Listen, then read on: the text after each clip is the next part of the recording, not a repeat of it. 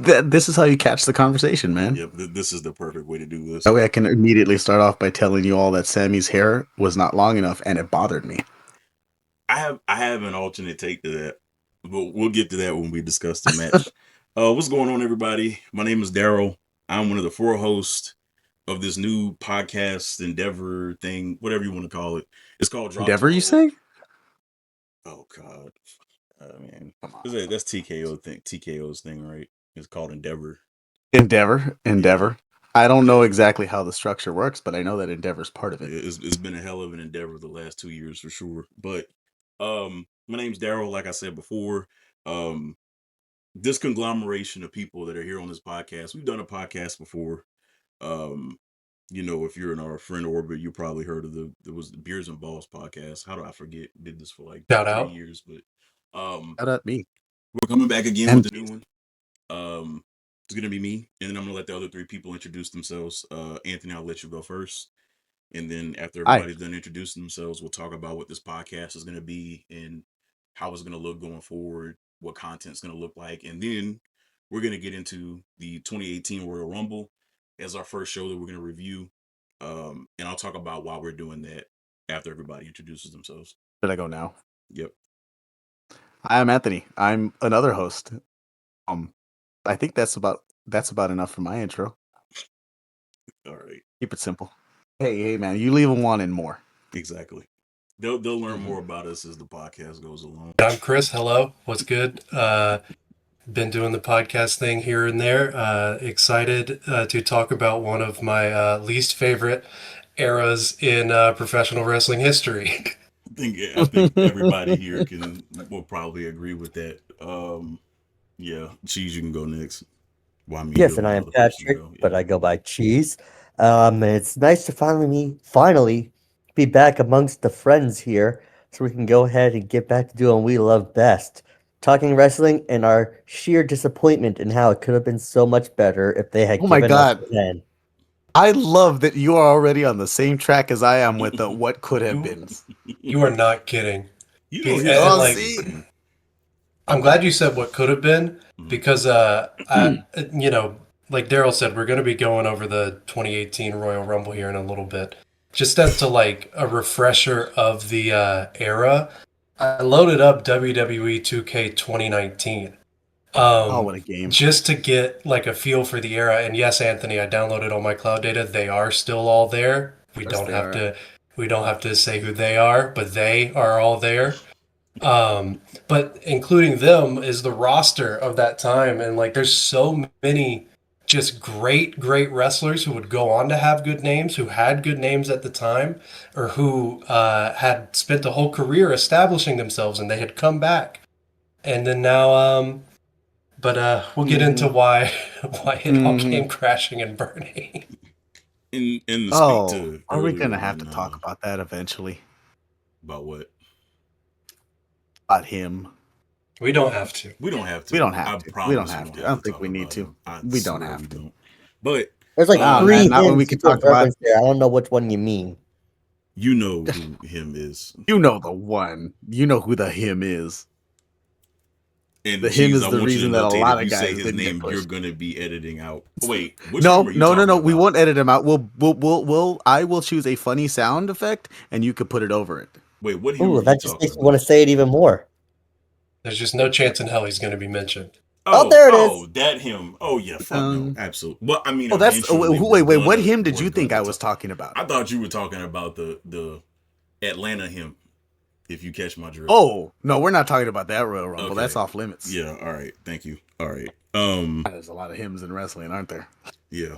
Oh boy. I thought you were talking about him or Dude Brother, but we're definitely going to talk about Hulk. Oh no, we're gonna talk about Yeah, Dude we're gonna Brother talk about way Hulk more than I would like to talk about the Dude all Brother. the time. But Yeah, go ahead. Also, we quick- talk about quick- him.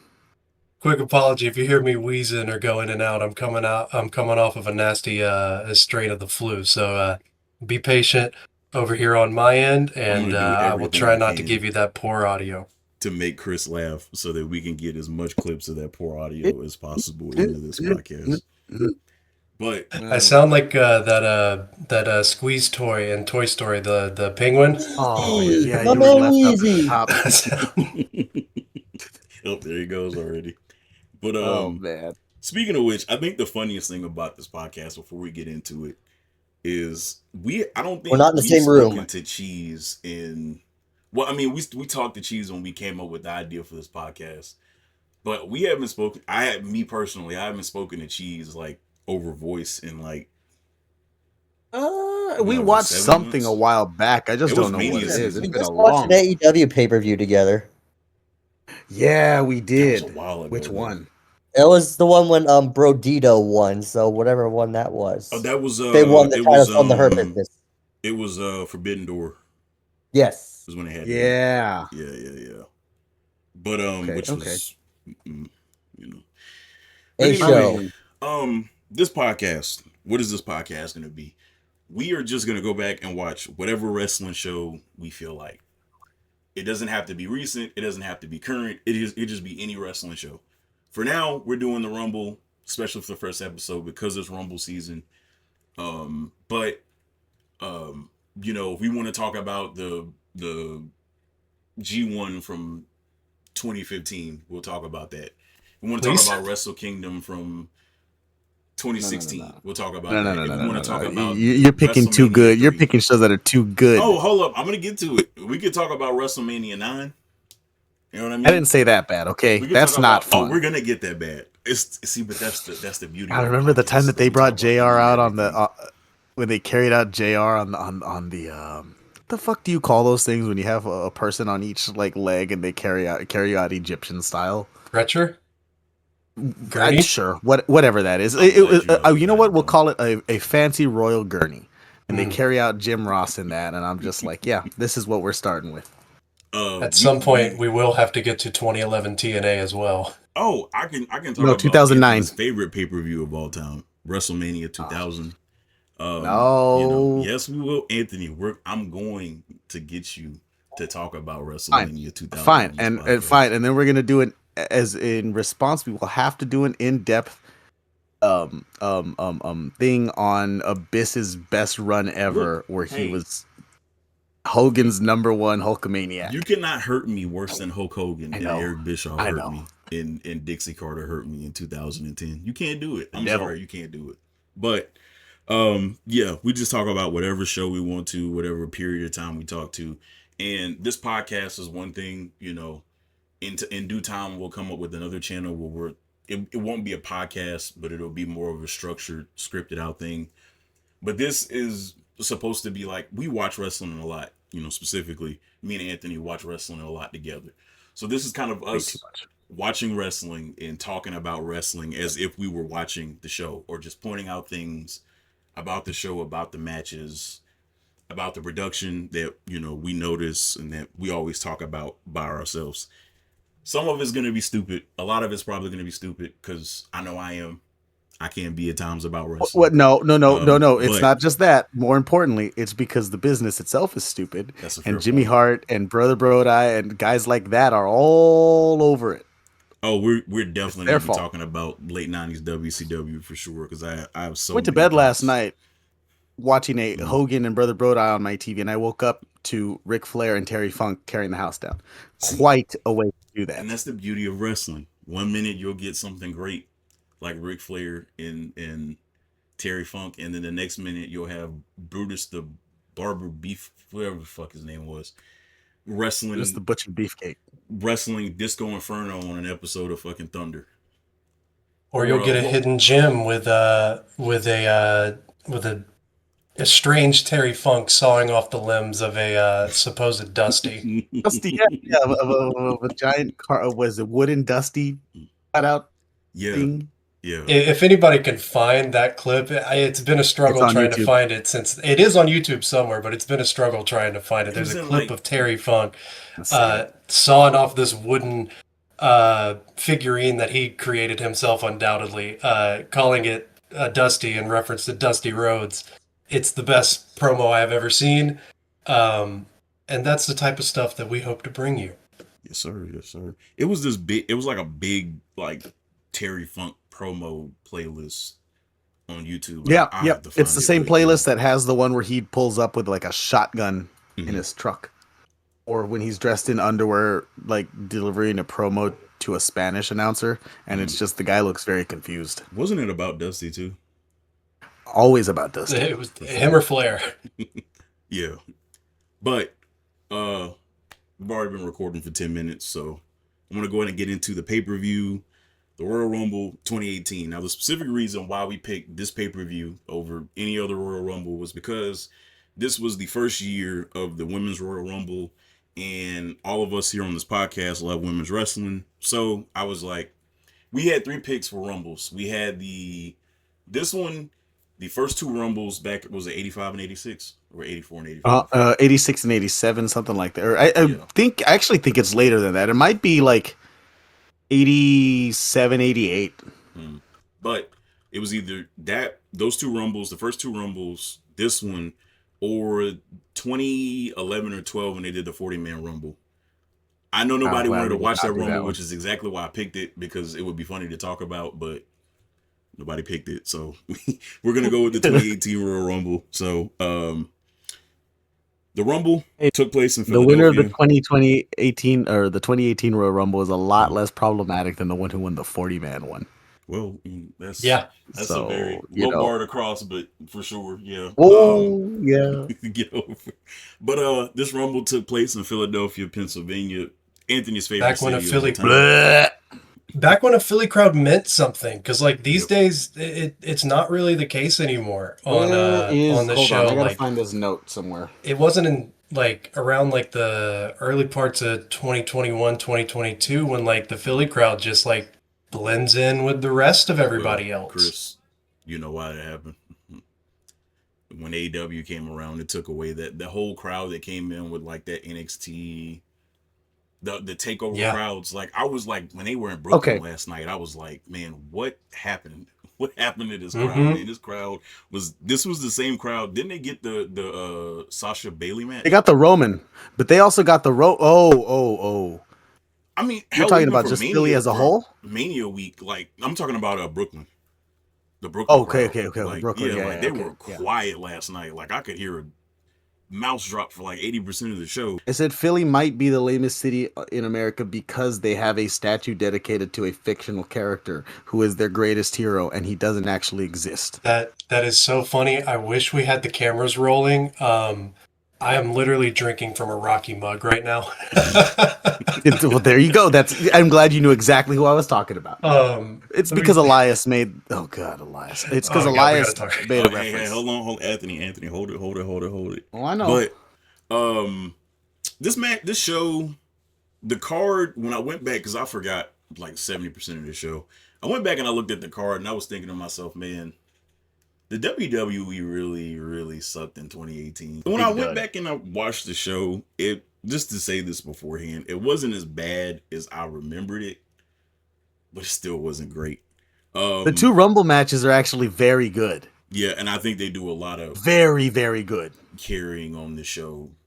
I think the opening match, matches, a handicap, very good. The tag matches, one of them's bad. But stinky. First of all, first thing I wanted to talk about, the production for this show was just the stage design, the logo, and just like the camera cuts and the commentary for this show is peak 2010s WWE, and I mean that in the worst way possible. Oh yeah, I had just uniform, bland. Here it is. It just does not feel Michael like Cole. This is a direct note. Michael Cole, Jerry Lawler, and Corey Graves are audio terrorists. That is a note. Chris, what were you about to say?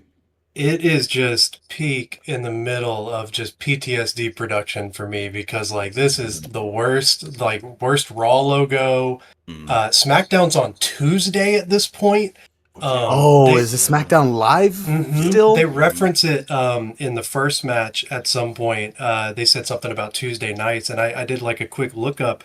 SmackDown was on Tuesday for 3 years, and it just feels like that didn't happen. Yeah, from July 2016 till October 2019. You can't tell me that when you look at that stage setup, you don't just think Raw. Because it looked like we were just watching a Raw that had a Royal Rumble happening in it. It's so brightly lit. The camera cuts, like you were mentioning, that was the first thing I picked up on as soon as they started rolling. Like, Kevin Dunn can't help himself. It's like Kevin 5 Dunn cuts was within on. the first 30, like not even 30 seconds, 3 seconds. Yeah. Oh, and he misses so many things that you want to see. Mm-hmm. No, And that's a Kevin problem Dunn. they still have. Like, even after Yes. he's gone, they still miss stuff all the time. But like, they never hit anything with him in charge.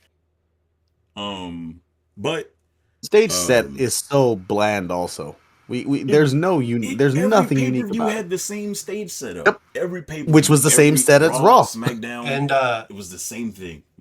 this was the second year they had used this Royal Rumble logo, which, by the way, is the same one they are still using to this day. Yep. It is it's time for a refresh on that. But like, here it was still kind of new. It wasn't foreign for them to do double ups on Rumble logos.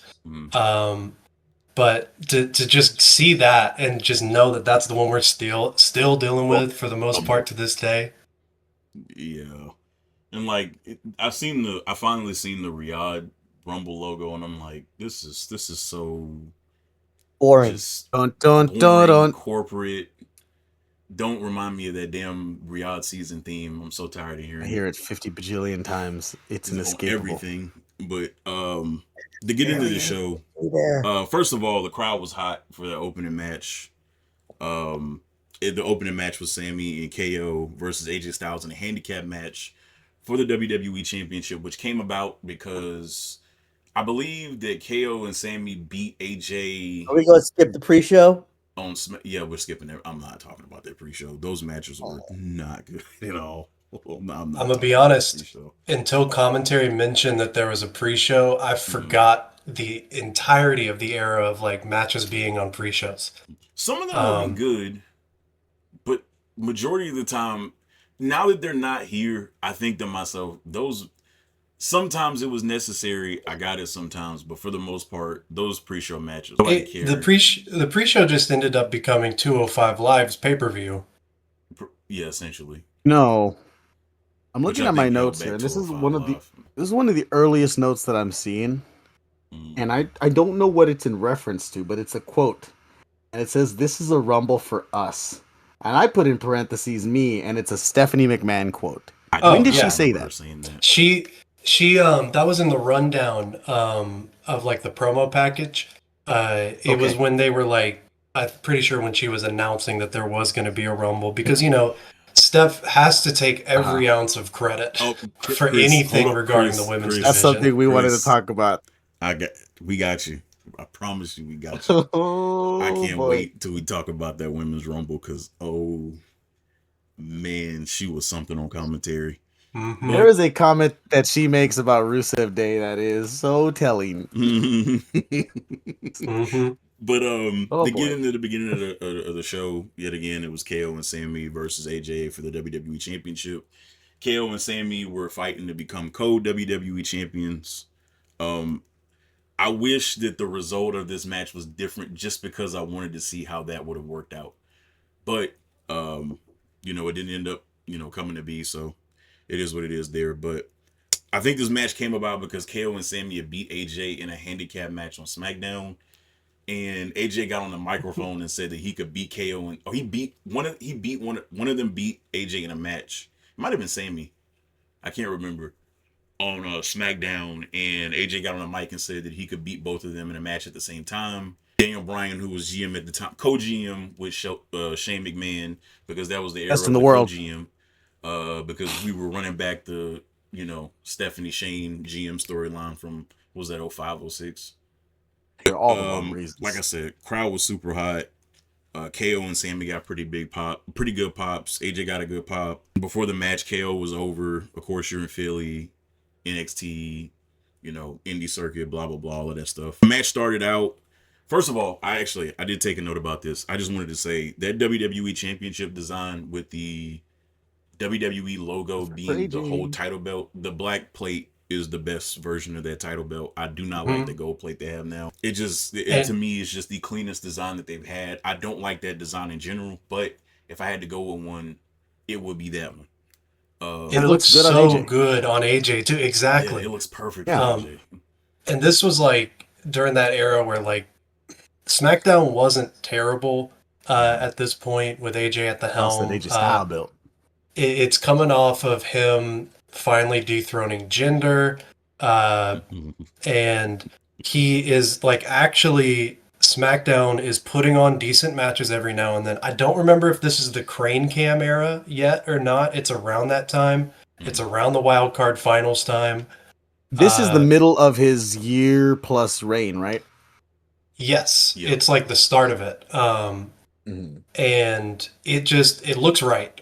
Like it looks weird with his like proto soccer mom hair. Like it's in between the soccer mom and what he has today. But he just looked amazing. He looked like he had even more of a step than he does today, which makes sense. He's not as built. He's so much fluid or so much fluidity in his movement. Like to put him up against these two consummate professionals, always know what they're doing. Fantastic like idea in premise. I just, it's always WWE at this time to dangle the carrot in front of you. Like, why not just make it a triple threat? Like, even within story, it would make sense. Do you remember KO and AJ's singles matches like just a few months before this for the US title? Vaguely. They were not. They were the ones that were not good for some reason. I could tell you why. Well, I mean, Vince why. wouldn't give them over 15. I know. I know. Even then, like it still felt like janky. You know what I mean? Like but see, it's but weird that's because my I thing, don't though. expect that from those two, even with like a short amount of time.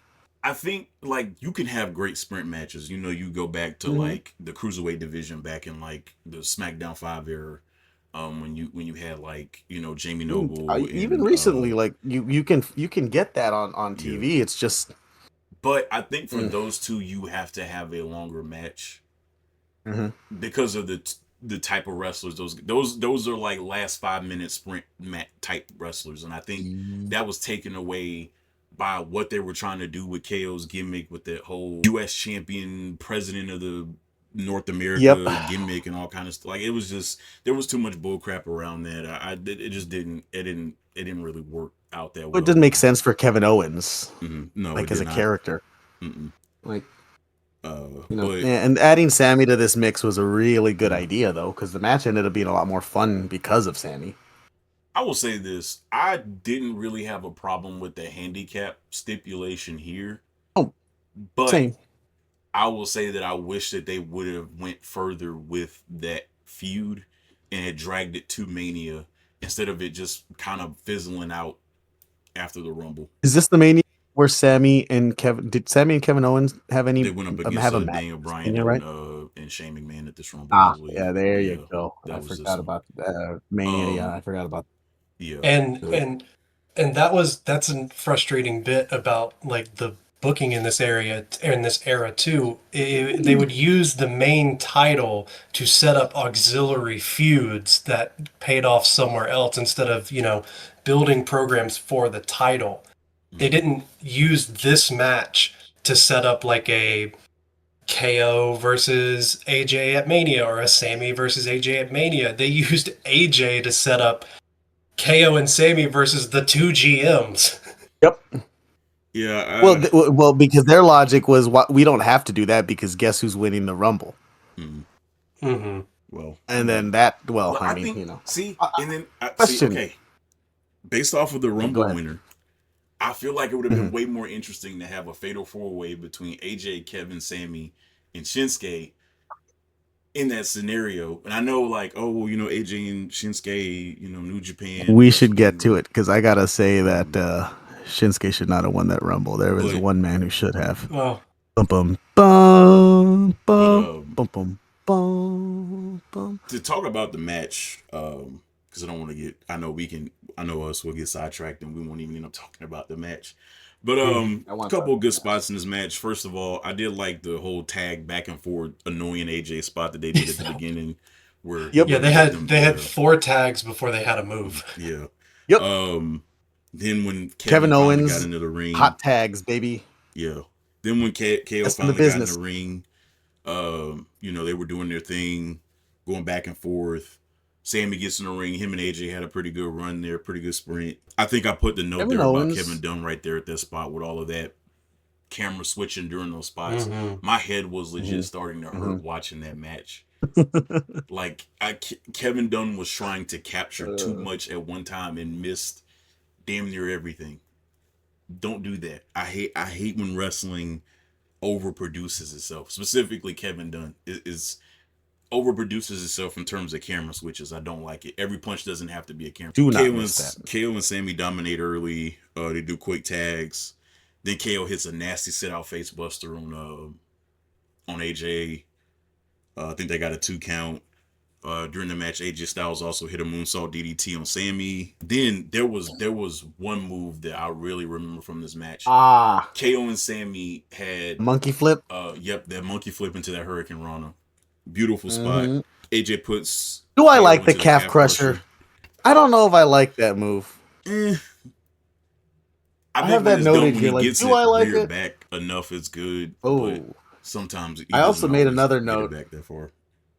That we're in the too sweet after a 2 count era. Oh yeah, well I mean this was peak, firmly. NXT crowd for sure. Oh yes, Bullet Club was still alive and well. Oh yeah, they were into their 85th iteration with Gabe Kidd and the other famous. When you have Gabe Kidd, that's when you know it's time to end the Bullet Club.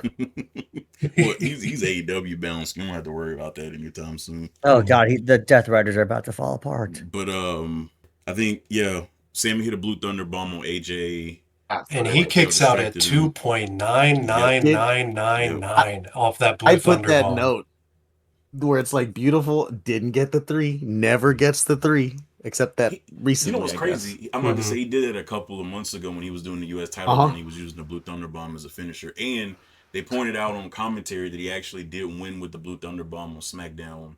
I think when he beat AJ, he won with the Blue Thunder Bomb. He did. So, yeah. Which I'm glad we're talking about finishers because I don't like the Phenomenal Forearm as a finisher. Me neither. I always thought it was. I mean, from watching TNA, it was always a setup move for me. So... Yep. Or transition move. So I really I didn't like the Style Splash is just better. But jumping off the top rope and elbowing a dude in the face, that's believable for me as a finisher. Theoretically, yes. It's just pull down the elbow pad every time. Finisher for fucking AJ. But I know why he keep doing that though. Yeah, I know why he exactly. But still. Now, on finishers, Kevin Owens needs to bring back that pop-up. So love a pop-up powerbomb. Speaking of finish, in the match, KO goes for the pop-up powerbomb. The finish, Sammy was being lifted up by AJ. He gets to the corner, and it looked like KO tagged in Sammy, so the ref called the tag. No. The ref did not call it tag. I replayed this several times because it pissed me off. He never signified a tag. Referee Mike Chioda is staring down Sami Zayn as if Kevin Owens does not exist. And they're getting close, fingertips away from the tag, and then it's WWE, so KO's got to move his hand away a little bit because they're actually too close. They could actually make the tag. KO just gets in the ring. Even though he's not tagged in, the referee never signals a tag. And then AJ just rolls him up and wins. Yep. Off of a pop-up powerbomb reversal. 1, 2, 3, get the win. Sammy and KO were doing the whole conspiracy thing angle. AJ wins. Oh, yeah. For me, it was a good match. Good opener. I think it took a while to get into. But...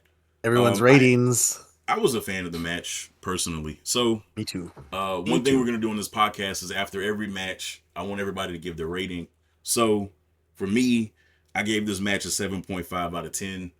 I was gonna give it a lower grade, but I did like a lot of the moves that they were doing in the match. I did not like the storyline beat behind the finish at all.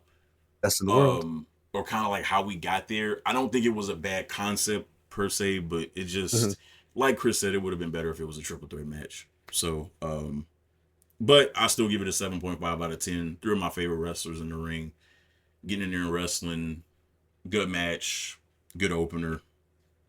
Yeah, that's where I'm at with that one. All right. Well, I give it 3.75 gay communities out of 5 gay communities. Gay community. Gay community. Yeah. So Jeez. there you go. Each one of my ratings is going to get stuff like that. So get ready. Give it a B plus because I have no idea what the grading scale is supposed to be that we're using everybody here. has their own grading scale. There's no. Everyone grading has scale. my. Everybody Come on, has I gave you gay communities. Come on, give me It's gonna be whatever you got. somebody. It's gonna be some listener's job, like 25 episodes down the line, to go back and keep track of all of these. Everybody's rating. Yeah. Exactly. Yeah, no, I hated this. It was emblematic of like the booking at the time, where like you'd get just enough to start to enjoy the match, and then you'd get kicked in the front area by the ending. Ooh, the I grundle. gave it 2 stars. I'm glad you bring that up. Okay. Oh boy. So I gave it Chris- 2 stars. Like I love the people involved, but like all this was to do was to set up the segment that showed up right after, where they go backstage and instead of complaining to the ref who counted the pinfall when he shouldn't have, they complain to the 2 GMs, and what do? They just look him in the face and go, "Yep." Yeah, just And that's the explanation. Move on. Yeah, actually a 1.5 stars. Here's the I go thing. down a 1/2 star. I do not remember. I don't remember the specifics of this era in terms of like. I had to go back and watch the opening segment of the show to remember the setup to this match, and so I kind of just booked it in the vacuum of it existing itself. But I think like at the time, if you would have asked me in 2018 what I thought of this match, I would have shit on it for sure because of the finish and just everything that led to it and everything like that. It would have pissed me off. But Yeah, I did- literally had just counted the match itself. If I I got- take I got- into account anything around it, 2 stars. Yeah, I'll Maybe. put it back to 2 because of that monkey flip No, spot, no, but no. officially If 2. you No, wanna because put like it- there's another one that needs to go to at 1.5. Oh, I That think you need- and I are thinking of the same one. that we'll get to. But after that match, we get into Chris talked about the Sami and KO segment with Shane. Hey, Was- why did I was hate he being Kid that Rock segment? real quick? Why? Because he talked about. Because he's garbage human. I'm about to say, But there's a reason that it had to do specifically with this show. For some reason, I wrote that I hate Kid Rock. was it one of the promos Um, for Mania? Was Was it? he It a Hall might- of might Famer have that year? been. Probably, but was he doing? Did he do music for Mania that year? I don't remember. I don't know who did the Mania 30. What Mania was this? 30. We had that 34. We had that Aloe Black song for the Rumble on this Yeah. pay-per-view, Yeah. and it was amazing. And then I also said Kevin Owens should be perpetual world champion. Yes, he should. Just forever. Yes. But Those are my notes about that match. Move on after to the the next one. I Sami and guess. KO match, and then the whole segment backstage with was Daniel Bryan in that segment with? Yeah. Yep. I don't remember. He was seeing him. yesing, remember? Wasn't he yesing? Was he yesing? He Yes. yesed after the Rumble. The There you men's go. Rumble. Yes, after the Rumble. But I didn't remember him being in that segment with Sami and KO. Oh, we gotta talk about that I first. didn't pay attention to that segment anyway. So It was a you know, 2 sentence. It was a 2 sentence segment. I didn't Yeah, even it give was it a awkward. rating. I didn't. We're not rating segments here unless it's something like egregiously like good I or gave bad. it one No, best in there's the world there's out a of. segment later. I 3 best definitely in the gave a world. rating. Oh, I know you damn did. Ugh. But the next match, I have some opinions about this match because it's just first of all, I'm gonna get Long into hair it. I'm not gonna Chad waste your Gable. time. Gable and Shelton versus. Oh, yep. Usos. Thank you, God. Long hair The Gable, hair. first of all. But I want to talk about Shelton Benjamin and that damn theme song. You Oh, yeah. Yo. has the rights to all of their songs. I can go on Spotify No or stopping Apple Music me. right No. now, and you know who owns these damn theme songs? Who has the fucking rights to the songs? WWE. Why, when you brought Shelton back, did you give him that generic ass theme song? Nobody. You killed his whole fucking return on arrival. Why? It's a terrible theme song. It should have never happened. They shouldn't have even, CFO shouldn't have even wasted the time to record that shit. Or was Def Rebel the, no, it was still No, that was CFO. CFO. That was the CFO. Yeah. That was Man, CFO. that theme song pissed me Oversight. off. But anyway, Love the Gable and Usos. Shelton come to the ring, no pop. Usos come out. You're right, all the Anthony. pop. I have in all caps down since day one ish. Yeah. I said I love the theme. Usos. Shit, like they're so Usos, good. Great promo to start the show. I didn't write the promo down word for word, but great promo to start the match or whatever. Usos at this time was like one of my favorite acts. The promos they were doing, the whole gimmick they had going at that time with the Uso Penitentiary thing was great. So yeah, I was a Hate big those fan belts. of that. Hate those It's belts. a shame it was Those with the belts worst are belts ever. terrible, man. Yes, it was. I hate those belts. But yeah, Another thing, what's up? Jimmy's a bet. It's not that Jay's a bad wrestler. I just think Jimmy's a better wrestler. Let me say this. That's just me. I think Jimmy's just kind of better than Jay. Jimmy is a better wrestler, and it's okay. He's better. He's more comfortable on the mic too. Yeah. Okay. Yeah, At this point, he doesn't feel like sure. he has to bend to the cadence of the crowd So ever. at this time, right now, like in modern day WWE, In 2026, that promo that they cut last night was so weird because Jimmy was just. By the way, we're talking promoting, Monday, January 5th, Raw. Just to put a and date Jay on it. was fine until the crowd started eating, and then he gets back into that cadence, and I'm like, oh brother, stop. Jimmy looked over it.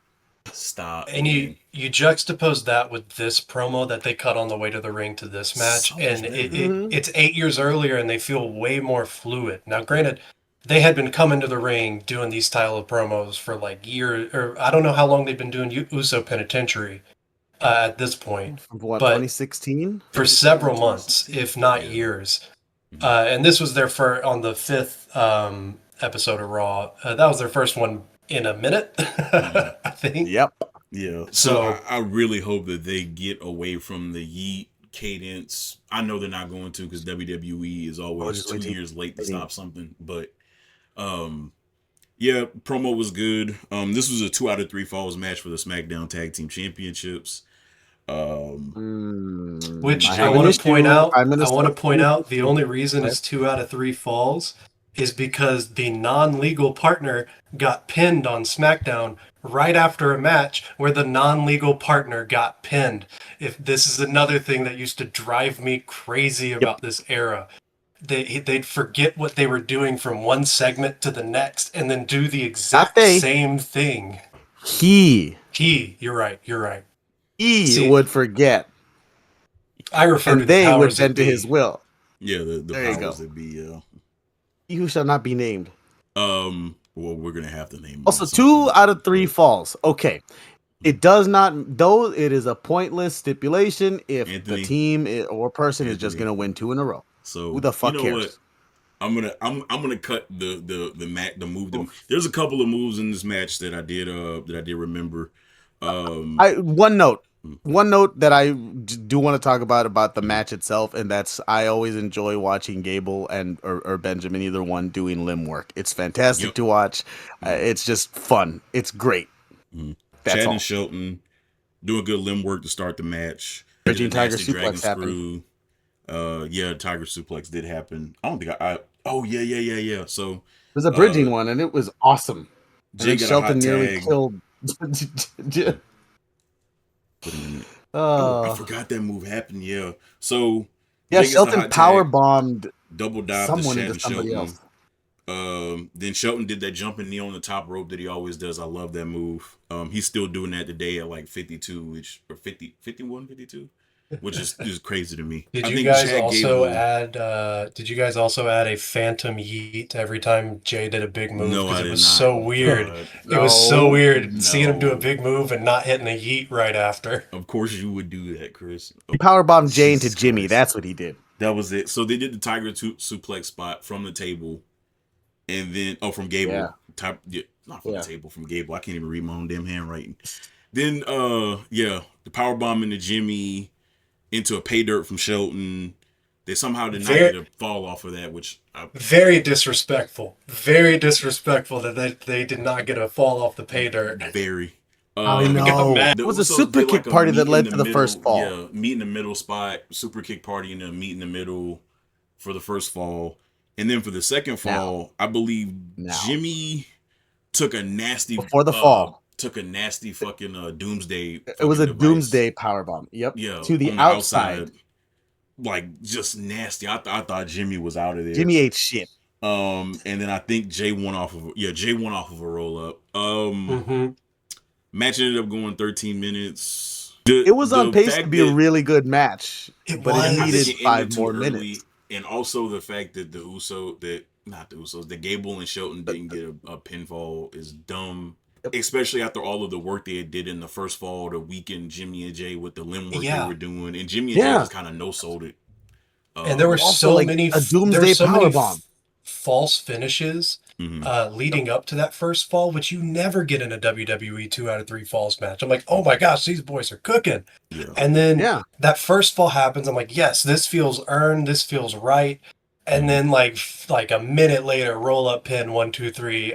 You just got swept, boys. Get to the back of the line. Yeah, that was rough. Brutal.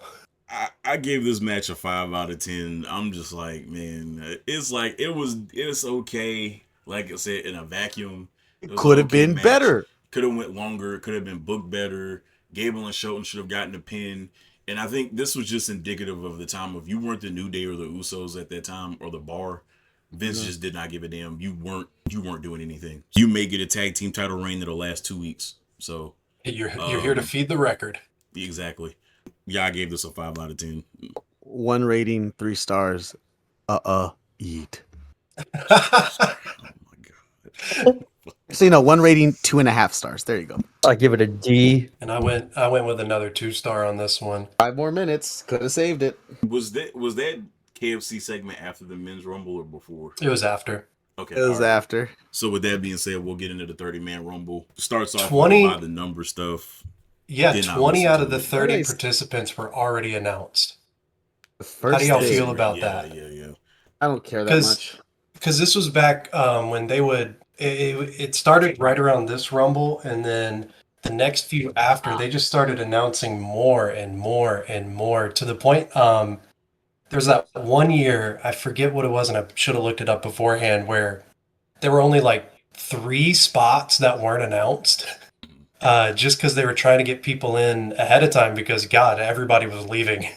everybody was changing the channel. I prefer not to know everybody who's... I want to know 10, 15 people. Yeah, like I know, like for example, this year in the Rumble, I know Roman's going to be in the... Well, if he shows up to work, I know Roman's going to be in the Rumble. I know Sammy's going to be in the Rumble. I know Drew's going to be in the Rumble because he's not being Cody on SmackDown. I don't care. I'm not getting my hopes up for that. I know Finn's going to be in the Rumble. I know Dom's going to be in the Rumble if his shoulder's healed up. So like I know in general like people that are going to be in the Rumble. So I don't need you to announce the 27 to 30 people that are going to be in the Rumble. Like, to me, it's just not necessary.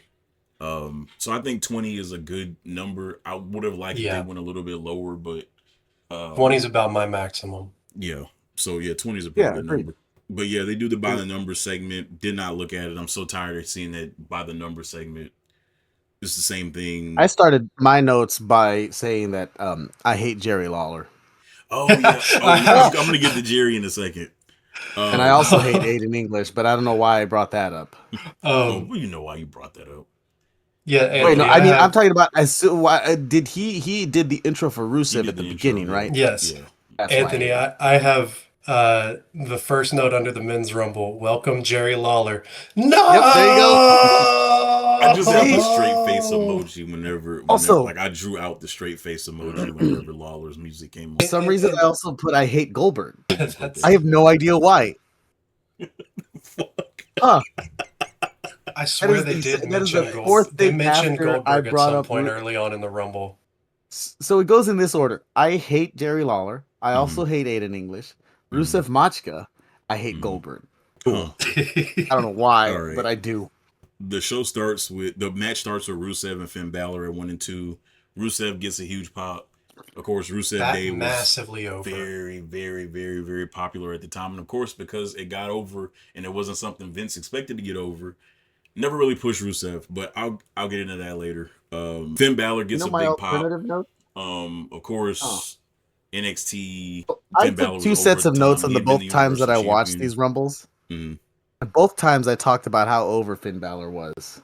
Speaking of And on the which, first one, I also Mhm. talked about his penis because his penis is very much in your face at all times during his intro, like his Bucky's entrance. got those Holy tight ass shit! damn tights on, Especially man. the Burgundy Balor era. Yeah. Yeah, I was about to say it's not just the tights; it's that specific color of tights really accentuated penis.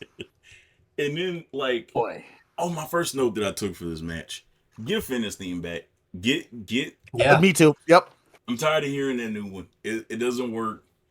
It's a tease. It's not good. Just give him back, breathe, please. You can do the long intro thing, whatever, but give him the theme song back. Keys, you should say something. How did you feel about Finn Balor's penis? God, his wife is lucky.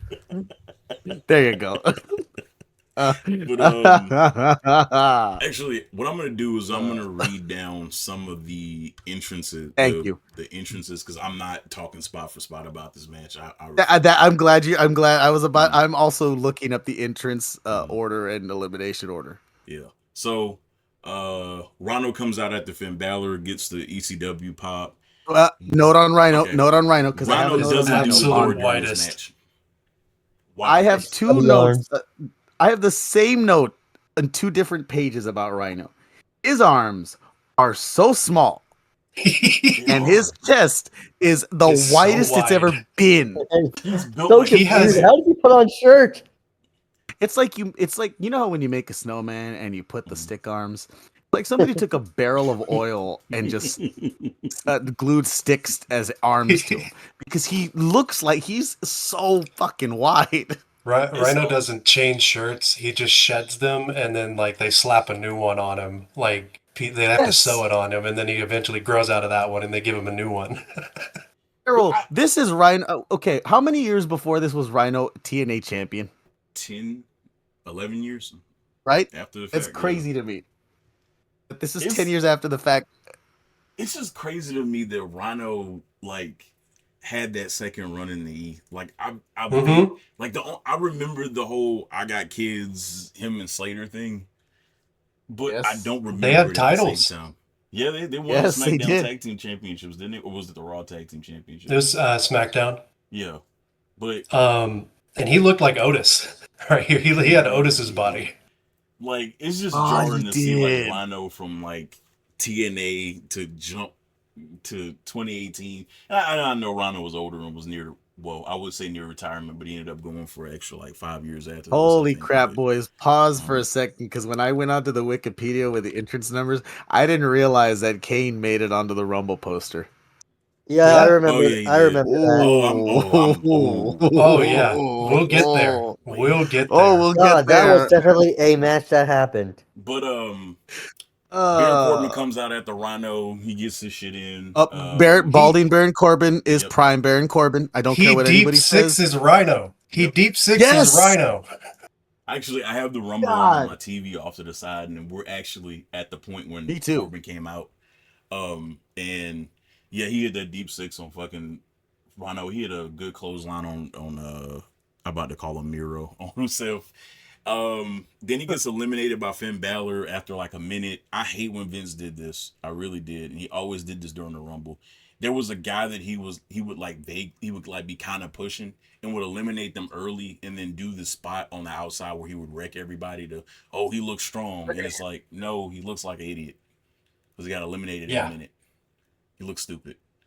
But he did eliminate Rhino before that, so I guess there was a saving grace there. But to me, Baron Corbin He was wasted. The dude got done so badly. I was never a huge fan of Corbin, but he was given some of the worst shit to work with. You know, Talk about number Constable 23 era. so I can lament. Like, Hey, we'll get there. Trust me, we'll get there because we're about to talk. Just wait till we get to the 10th spot. I remember.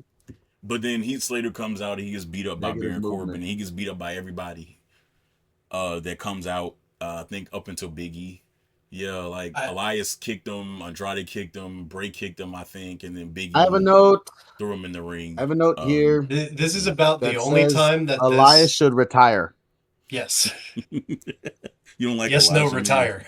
I fucking cannot stand that gimmick at all. It is. Fuck, he played a whole fucking song. I'm watching him do it right now. Anthony, you know what the worst part about it is? Is that in this match, Elias goes 26 talked about it. minutes with no He elimination. does. I have it written here. Chris, I have it was written here. watching the Why match. was he in this long? I was watching the match. The only reason why he stayed in that long was because him and John Cena had that feud going into the Rumble. John Cena didn't come out and talk. They've got to be good friends. They've got to be. I don't know. Because I he think just Vince keeps is just showing an up idiot. everywhere John Cena has anything. I have Oh, another actually, note that's a about great Elias point, that yeah. says walk off a cliff. Then there's just a bunch of the word hate written a few times in two lines, and then drop a nuke on Elias in Philly. Anthony, There you go. you need to walk with Elias. My bad, with Elijah. All right. Elijah. I was like, or his cousin or whatever it was. Ezekiel. What was the Ezekiel, which was the most interesting part of his career, by the way, thanks to Kevin Owens. But he has a Tony Snell game here. He My man is does. out Yeah, here 26 running. minutes, no eliminations, no finishers, no nothing. Just one good clothesline in the middle of that match. I can't remember who he did it to, but it was like one good lariat, and that was it. Anyways, Andrade comes out after Elias. Andrade gets a huge pop. With the We've NXT talked too much. gold.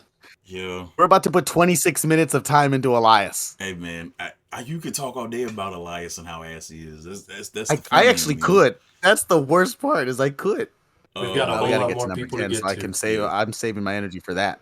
Andrade gets a pretty good pop.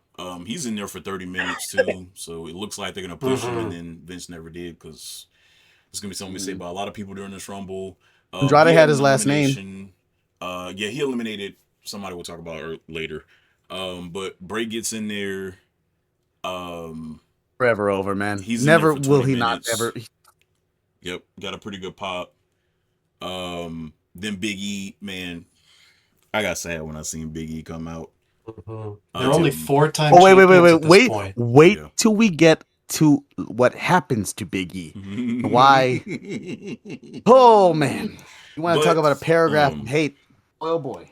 I've talked with Chris about this before. When I was younger, when I was in high school specifically and like early in college, I really did not like the New Day. I didn't like the gimmick. I didn't understood like it. the get up. I didn't like the reason why they came together, and a lot of it was a lot of crime time PTSD, if you will, if you get what I'm saying. But man, like going back and watching a lot of the New Day stuff, specifically in that like 2018, 2019 run that they had those 2 years, like the Hell in a Cell match with the New Day, that was, for me, that was a turning point for the New Day, was that Hell in a Cell match they had with the Usos. It was one of my favorite matches of all time. I think the turning point really starts with the promos that led up to that match. Mm-hmm. Oh yeah, because boy, oh boy, were they. That helped both of those guys both teams so much. It established everything that the Usos did for the next decade. Yep. But to now.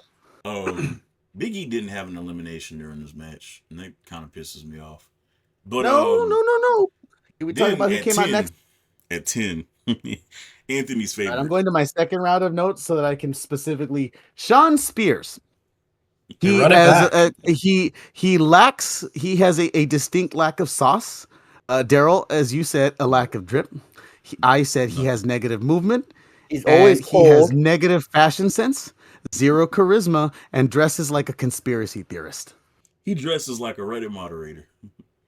That's what he dresses like. Yes. I seen this fuck on NXT a couple of weeks ago wearing a black and blue vest in his ring gear. And I'm just like, what is this? What are we doing here? Has nobody like been like, hey, Sean, like, you know? Hey, real quick, you missed something on Big E. Mm-hmm. When Big E came out, because I'm seeing it on my screen, when he threw the first thing he tried to do was feed pancakes to Heath Slater. Give him a power up pancake. Yep. Give him some HP back.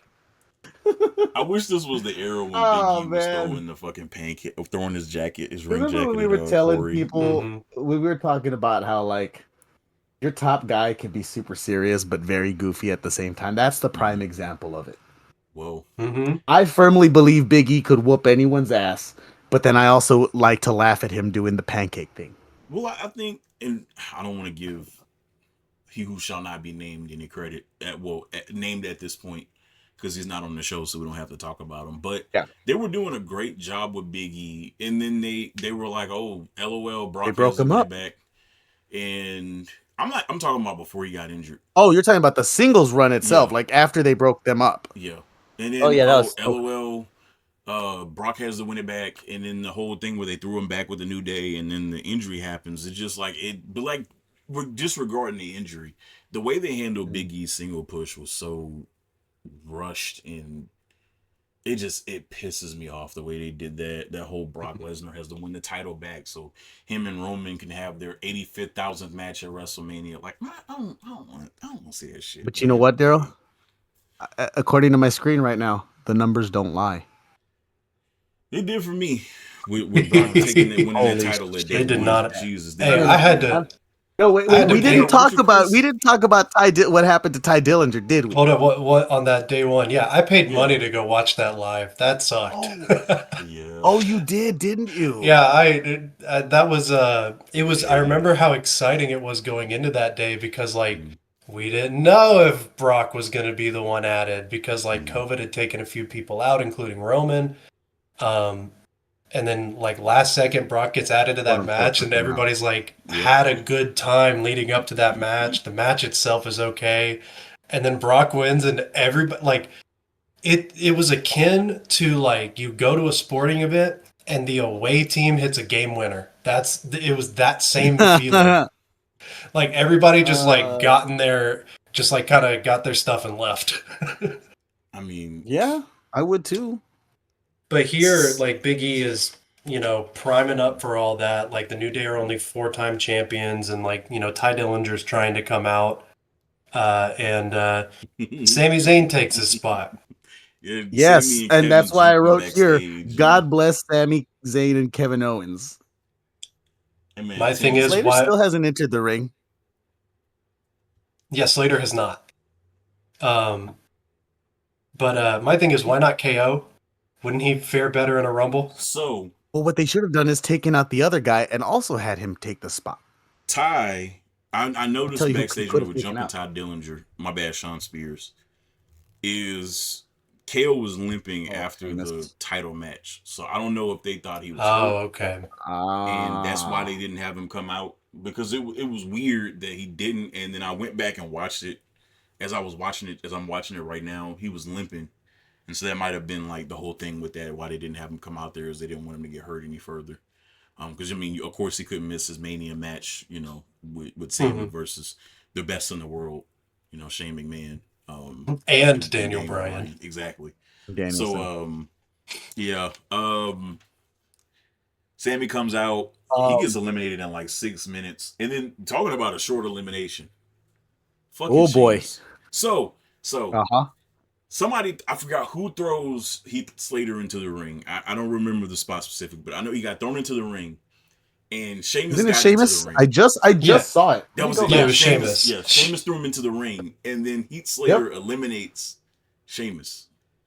Yes, like Santino levels, like 1 second, and then 2 Bray, seconds. and then Bray eliminates him. Mm-hmm. God, so that means Sheamus has like at WrestleMania title match against Danielson. 2 seconds. And then he's also got this. And this was on his birthday. Yep. They mentioned it on commentary that this was on Sheamus' birthday. By the way, birthday. Vince specifically loved that. Yeah. Oh, of course. If anybody's birthday is I mean that guy. embarrassed. Sorry, that guy. Anthony, we're going to have to mention his name rule. probably in like 2 weeks. So, it is what it is. I have to mention his name a lot. But, so that happens. Xavier comes out after Sheamus. What did Jerry say that makes me write down that Jerry's so bad? Then because Jerry Apollo says something that makes me take a note. I'm gonna be honest, I tuned out the commentary during the show. I think I probably just paid attention to commentary for the first time in a while for the match, and that's probably why I wrote that. Yeah. See, anytime Jerry is on the call, like my brain just auto tunes him out, like it's a noise suppression filter. Like I I think I may have at some point paid to get a chip in my brain that just filters out Jerry Lawler. Mhm. So I think you I should don't start have a lot of notes exclusively on watching him. Spanish broadcasts. Cheeseman, you've You been better too than quiet. hearing Tell me Jerry about what Lawler. you think about the Rumble so far. I mean, my Come on. silence speaks volumes, does it not? No. Fair point. I mean, that's fair. I got you. That's fair. I mean, But Chief, like, you you don't want have you to have feel an left opinion out, on Ty man. Dillinger. Nothing mattered until we got to entrant 23. Okay, then I'm He's saving his fastball until we get there. Okay. I got you. I see what you mean now. I see did what you take a mean note now. about Big E and Xavier. That, to me, they were my favorite tag team in the New Day. Was Big E and Xavier? Yes, they were. Mm-hmm. Just, Yeah, 'cause they start pulling for off the some big double team ending stuff. splash finisher alone. Yeah, the double team stuff they were doing was great. Oh, I see. Apollo who's at Crews comes 23. out. I pointed out Apollo Crews specifically because he got booed, if I'm not mistaken, when he came out.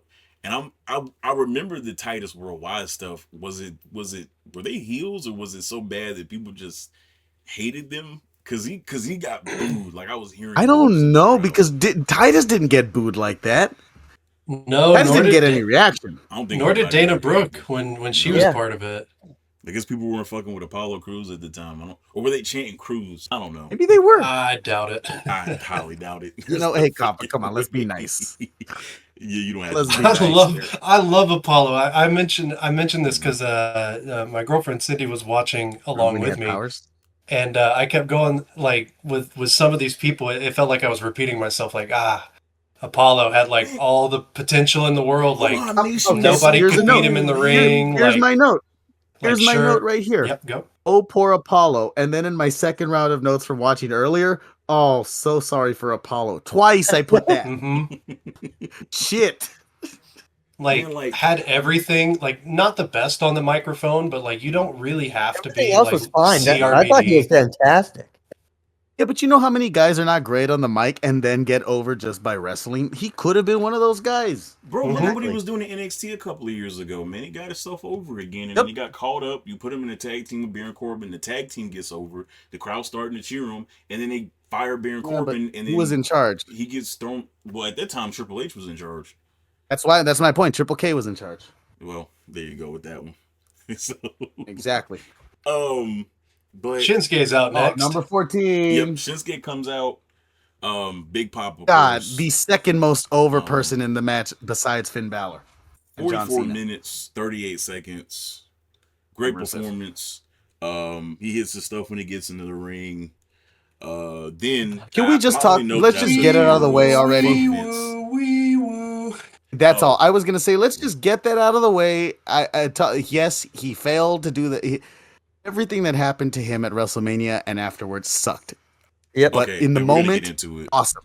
Look, I mean, I just want to get it out of the way so we don't have to return back to it. I'll 'cause it talk about it now. Then bums Vince me out. McMahon is one of the greatest terrorists known to man.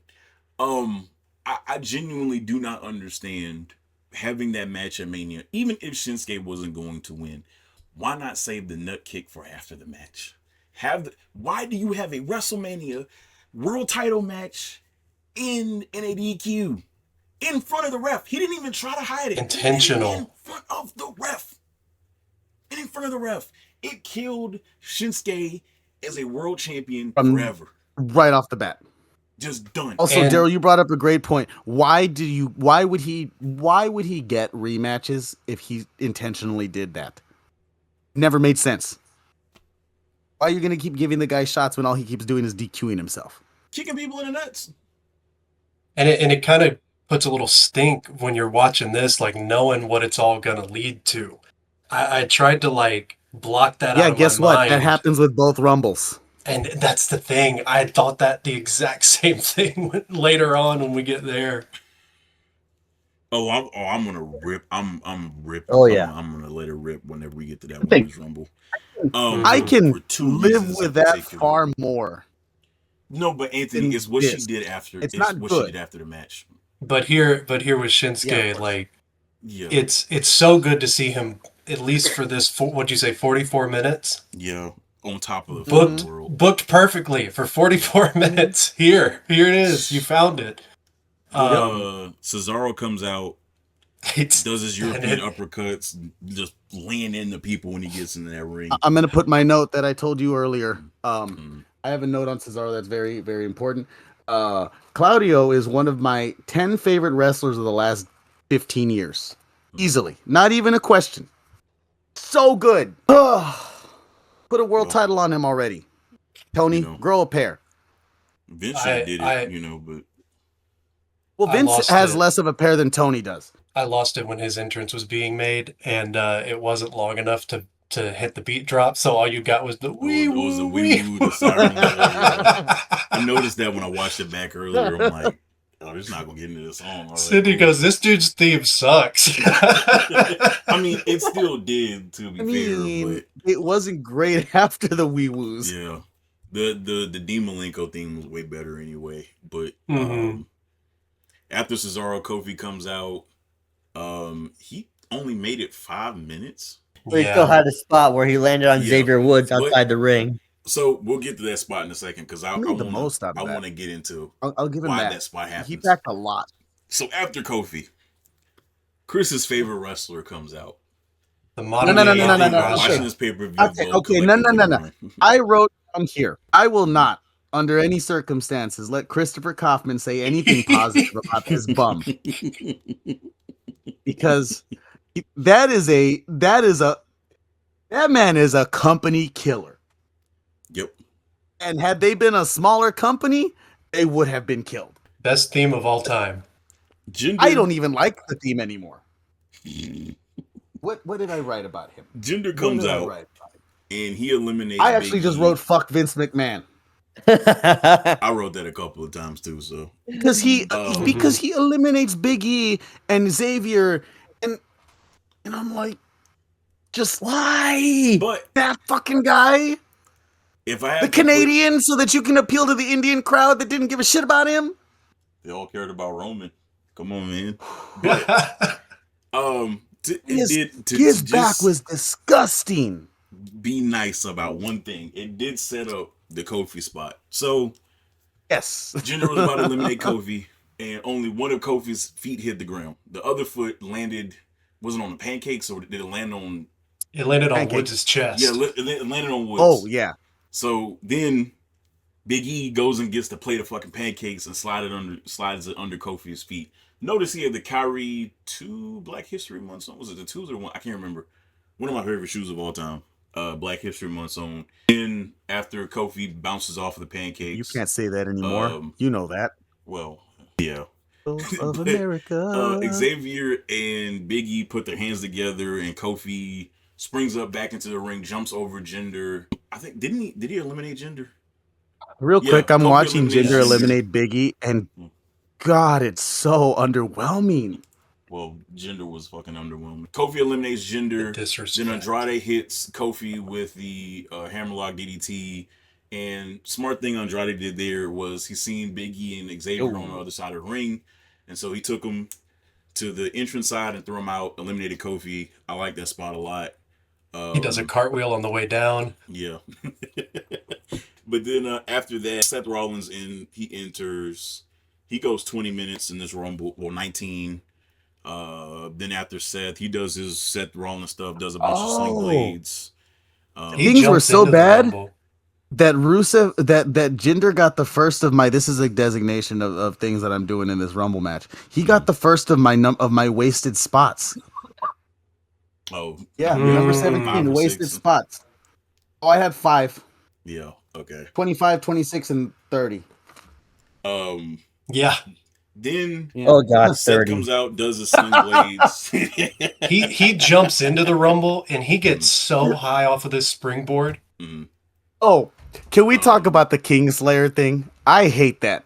Yeah, I hated it. I mean, come on, he comes out and Cindy is like, this is her like first time seeing anything from this era of WWE because she started watching in like 23 or 24, and she goes, "Oh, Rollins," and I'm like, "Don't Rollins this one." I hated everything this man was doing at this point. He was the too baby face. And by the way, do you notice how much fire was on the screen for him?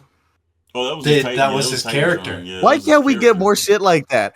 This is just a cheap way for me to talk about how much I love Kit Wilson's current new Titantron and how everybody needs that again. Oh, like they need custom Titantrons on Raw. Yeah, They're starting to do yes. more custom Titantrons and stuff like that. So. Like do that again. Like that's one thing that I may not, it may not have been a lot, but I like that there was just a ton of fucking fire on my screen. Hold up, I gotta go back to Jinder real quick. That man Jinder was on so much HGH that he lost his hair. Like holy shit, he was starting yes, bald in the top of his hair, all steroids. Do you not see that I can see the zits on his back from the screen where from the distance that I'm at? He just looked like a fucking just one big mane. Like he looks. Best moment of the night is when they were throwing pancakes at him. But Seth comes out, does his sling blades or whatever. Then Matt Hardy comes out and he looks. Before that, I have to ask Cheeseman a very specific question. Cheeseman, did you find Waldo? Never have. Come on, he was literally sitting right in the front of the fucking crowd. Front row. But you see, that's how they want you to look. That's the deception. You don't ever look there. That's how they get you. God. Yeah, that's smart. I wish I was as strong as you, my man. Matt Hardy looked the stiffest he's ever looked. Yeah, those legs. And guess that part. Guess what? This dude is throwing every chance he gets, and every time I see it, it gets a +1 star added to the match. It is the side effect. Yep. Oh god, favorite move of all time. That is a stipulation for me. If you throw a side effect in a match, automatic +1 star. Rusev wasted no time beating them too, which is crazy. Now, I need him to do a Splash Mountain again. Damn it! Now you want that man to dislocate both of his hips? They already probably been dislocated. Shit. Maybe that's why he walks like that, because he's never got them relocated. That I know that's not how that works. I know that relocating someone's hips would mean to physically take them out of there and put them somewhere else, but I could not think of another way to refer to that. I will say this man's red pants, Matt Hardy's red pants, piss me off. I don't know why. 1.0, the red tights, man. Now, see, this isn't that. These aren't that. These are different. Yeah. These are the Woken. And then, Darrell, go ahead and you should just get into the shittiest elimination between Bray and Matt eliminate Rusev. And this leads to Rusev Day chants. I will say this. I knew Rusev wasn't winning this Rumble, and I think everybody in that arena knew that Rusev was not winning the Rumble. So, what I will say was that was the perfect time to eliminate him with the finish that we got, because he wasn't the only over person in that match. And you don't want him getting eliminated late and hijacking the Final Four. Darrell, this is to quote you. I made sure to write this down when you said it. Mm-hmm. This is to go back to Matt Hardy. You said that Matt Hardy looks like he's got that shit in his pants walk. Yeah, he was walking around with a shitty diaper. Like, so this is what he looks like when he walks around. But, also, this is where I took the note that Elias has been in this match for too long. Way too fucking long, man. Mm-hmm. Well, because this is when John comes out. Yep. So we'll get to that. Bray and Matt end up eliminating each other because this was before they became a tag team and they were trying to figure each other out. I loved this. This was one of the only things I cared about on the show at this point, because I'm like, they're getting weird, and I love it when they get weird. And these two idiots, they're gonna get the weirdest they possibly can. Yep. And I love them for it. And I loved everything with the Woken Matt and Bray Wyatt stuff. That's the thing I need. And I honestly, even at that point, them eliminating each other, I remember when I was watching it live, I was like, this makes sense for them. I like, if they're not going to win, and obviously Matt wasn't, if these two aren't going to win, cool, let them take each other out. And what it set up was actually pretty cool. Cena comes out next, and it's just him and a bunch of NXT guys. Literally everybody in the ring came from NXT, and they jump him immediately. Notice the crowd, because I have it playing right now. The front row, there are 3 Bullet Clubs shirts and a Los Ingobernables de Japón shirt. Yep.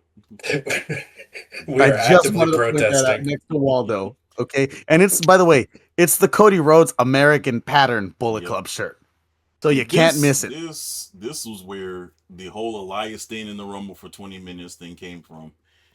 First of all, I want to go back to Elias and John Cena. Why was Elias in the ring for 20 minutes just to set up a John Cena elimination spot that happens 3 seconds after John Cena gets in the ring? Elias is not that important. Holy You shit. didn't Elias have to is do gone that. from my screen already. Holy shit. In that moment that I turned to talk to the mic, he was gone. Yep. Then, after that, which I don't 20 think was a minutes. waste of the spot, All for that. Hurricane comes out. Not a I waste of remember a when I watched spot. this live. Not a It- waste. I popped when I watched this. I remember this specifically. Mhm. I popped. They when tried to I'm- do it again like 2 years later, but this was the first time they brought him back in a while. I was loving this. That was See, great. and for me personally, I'm a big Shane Helms fan. We're talking. You go back to 3 count. Too. I've always been a fan of Shane Helms. Oh boy. I'm a little ahead of you guys. Aiden English just came out. We're gonna get and- the in English. Yeah, he's right. He's right So- after the hurricane, and I Yeah. have it here. He is uncomfortably white. I Yes, said he is. that I said that he looks like a ghoul.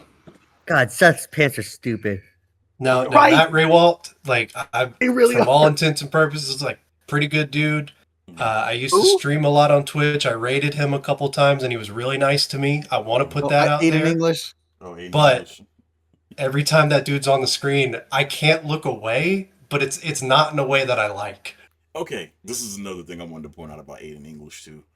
That Rusev Day gimmick only got him so far. When he first came out, they were chanting Rusev Day.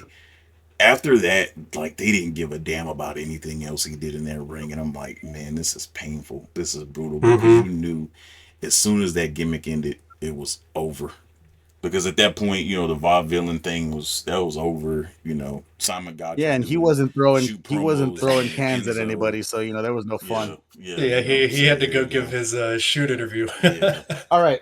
3, 2, 1. Cheeseman, go ahead, talk about Cheeseman, 23. and you have The the floor. This one. system. Oh, the memories of Adam Cole, baby. And quite frankly, his best run in his whole career was when he was in WWE. And I will not hear otherwise. Because watching him come out to this match, I was like, yes, do it. Give it to him. Give it to him now. I don't care if it makes no logistical sense. POS. Give it to him. And then he got eliminated, and I was sad, Patrick. Jeez, you telling me that you didn't want to see Adam Cole in the undisputed conglomerate kingdom, whatever the hell they're called now? I don't remember. No, the Paragon, the undisputed right? kingdom. Cheeseman, you're the one who watches. What the fuck are they The called devil. now? They're called the Paragon, conglomerate. but they're with the conglomeration. That's it, yeah. Probably it's Conglomeragon. Except Roger theme song? Strong, who's just. No, I have a note looking. here later that says R.I.P. Glenn Jacobs. I'm gonna amend that and say R.I.P. Adam Cole. Yeah. Yes, Those, it's probably over, and I hate that, man. That theme song is incredible. That Undisputed It is Era one. the Hearing that bop. was a Best joy. The pop that he I- got. Like instinctively, I hit the Undisputed Era gang Yes. sign. I was like, how do I Yep. remember this? It was in my blood. yeah, It is.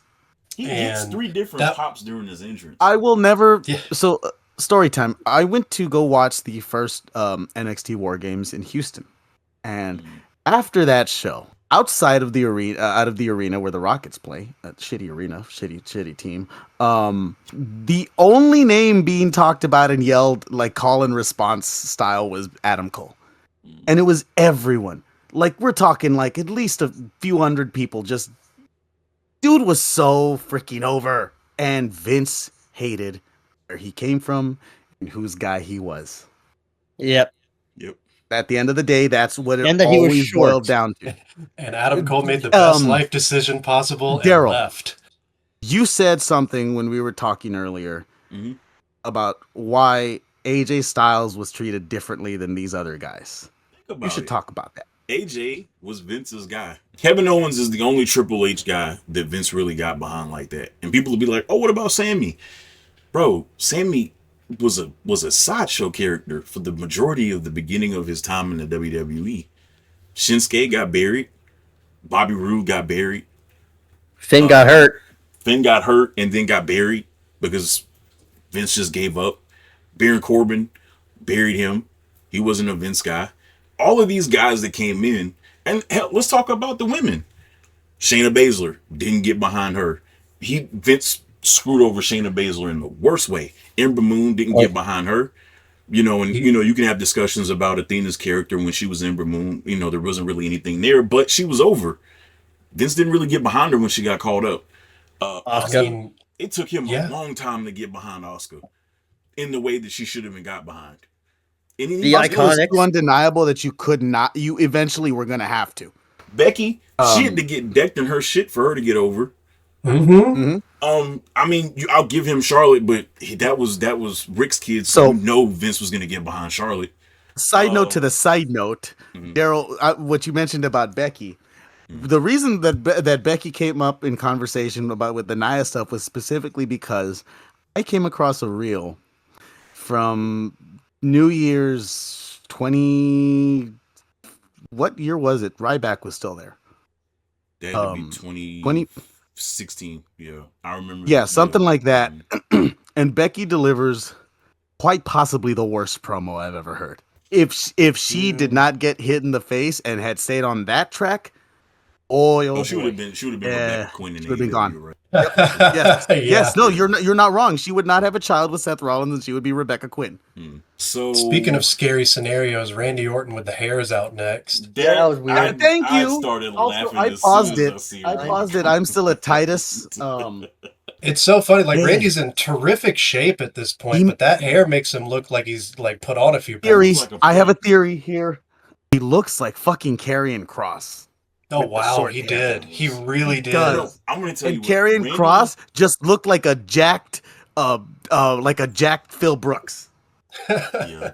No, Randy looks racist he looks like a cop with that hair. Like he looks like an abusive cop with that hair. He does. He looks like he's Jake Gyllenhaal from that movie. You know the movie we're talking about. He said that he grew it out because I think he got a hair transplant and he grew it out because he wanted to see if he could. And then he just started trolling with it and just grew it out and did the whole pompadour thing. I'll be honest though, Randy sent me into a coughing fit there.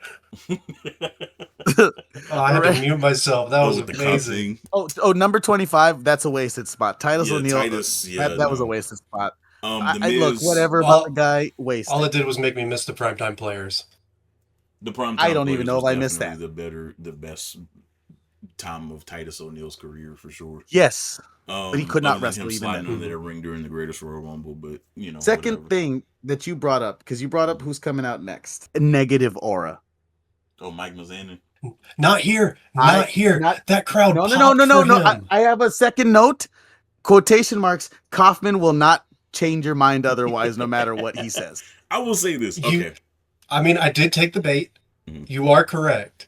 However, I knew you would do it, but part of me is also like, I have to talk about how much I hate this guy. He got over, and I agree. But for this brief I'm not few saying month he stretch, did, but I still didn't want to watch him. That's the thing about the Miz. I can't shit on the guy for not being relevant and not having a great career, but I look at it and I'm like, you don't deserve any of your career. I will say this. I'm sorry. Miz. That's mean, maybe, but it's like you are the most milquetoast, boring white dude. You're a good mid-card guy.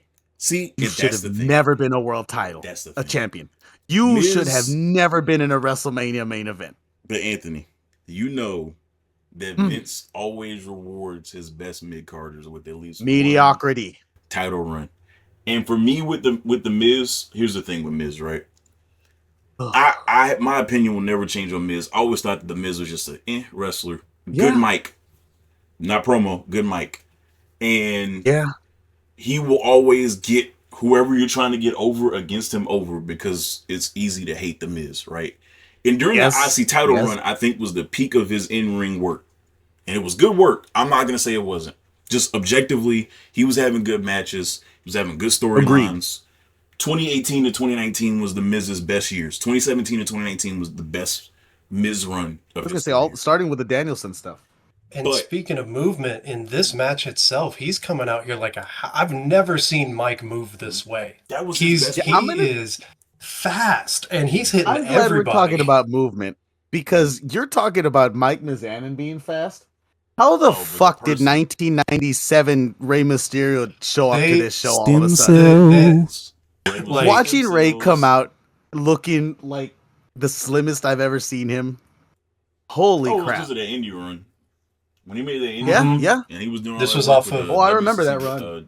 It was off of Lucha Underground. Underground. Yeah, he did all in. This is when stem cell therapy is like first starting to take off. He is like become their poster child of it. This man, Yep. he's like New knees. all of those surgeries he used to talk about in the opening bumper of all the DVDs. Like I've had surgery 9 times in my left knee. They're all like he's had 0 now at this point. Like he's good to go. I have a third "Don't let Kaufman tell me otherwise" note here, and this it's is the all next about person Roman I'm about to Reigns. get to. All right, It's so all about Roman Reigns. I'm gonna spit for about a couple of minutes about Roman Reigns. I At this time hate the and gear. my opinions on Roman. First I of all, hate the that theme gear. song. Why the Shield broke up in 2015? Why in the hell was Roman not given different presentation? It just would have made sense. Everybody else got different presentation. Dean did. Seth did. Why didn't Roman? So it just like the disconnect with the crowd was kind of like we're stuck in 2015 with Roman.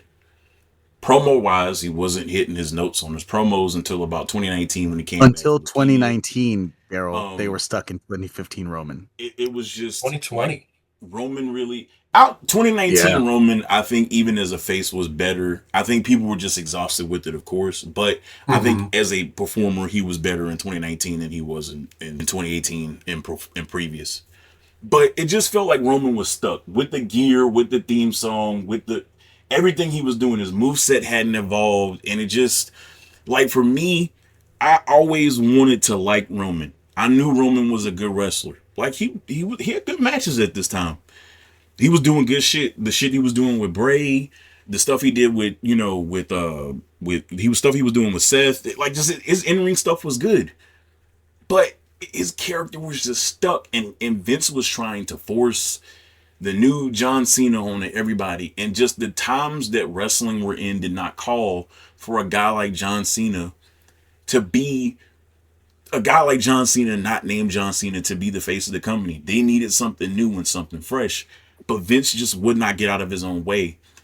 And I just think They about needed how a mob wrestling boss. would have changed if they would have had another character for Roman, and when Roman didn't work out the first time, not to give up on him, but push somebody else other than, because like even when they put the title on Seth, it was just to get it back on Roman or to get it on Brock. Dean Ambrose.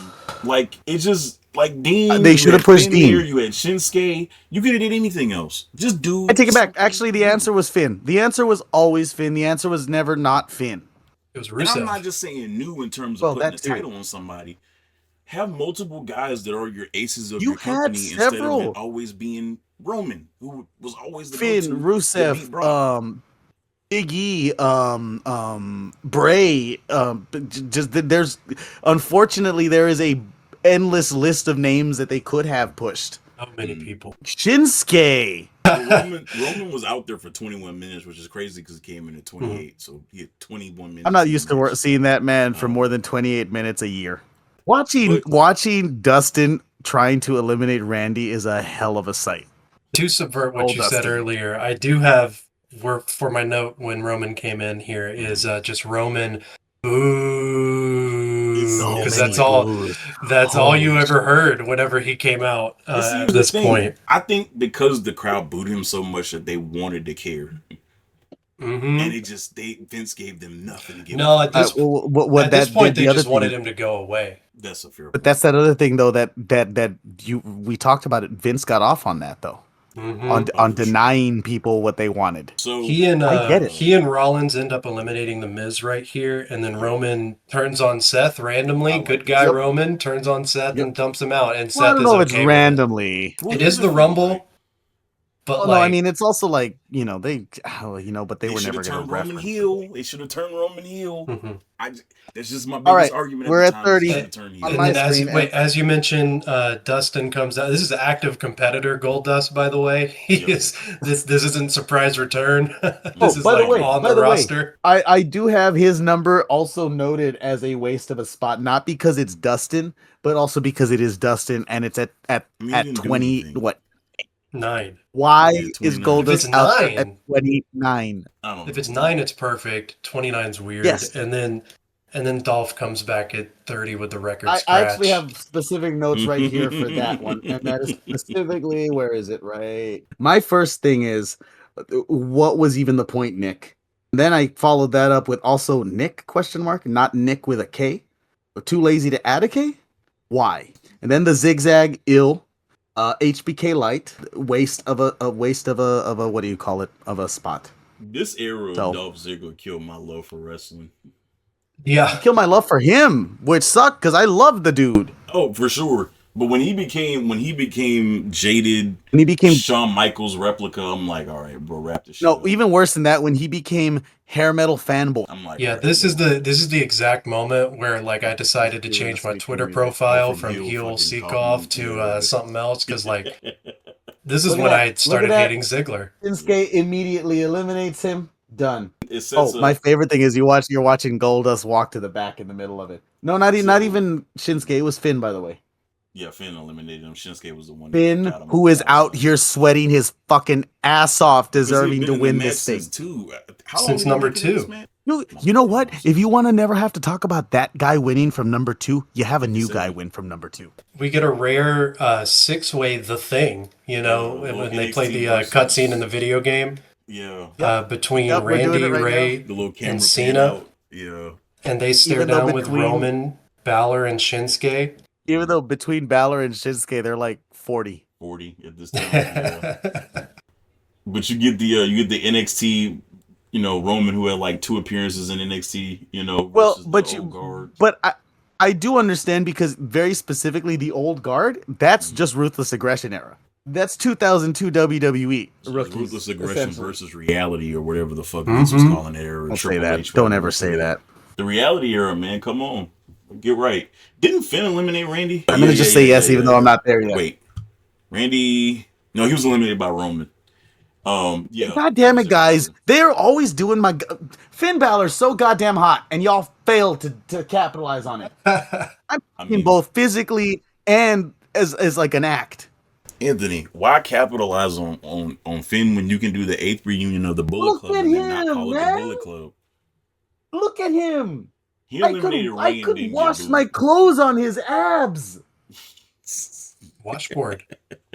Like But holy Anthony, shit! And you're Anthony. not pushing him. Anthony, why do that when he can just go back down to NXT, do the cool version of his character, Oh, and then get called by up the way, and do Finn none of that? eliminated Rey Mysterio.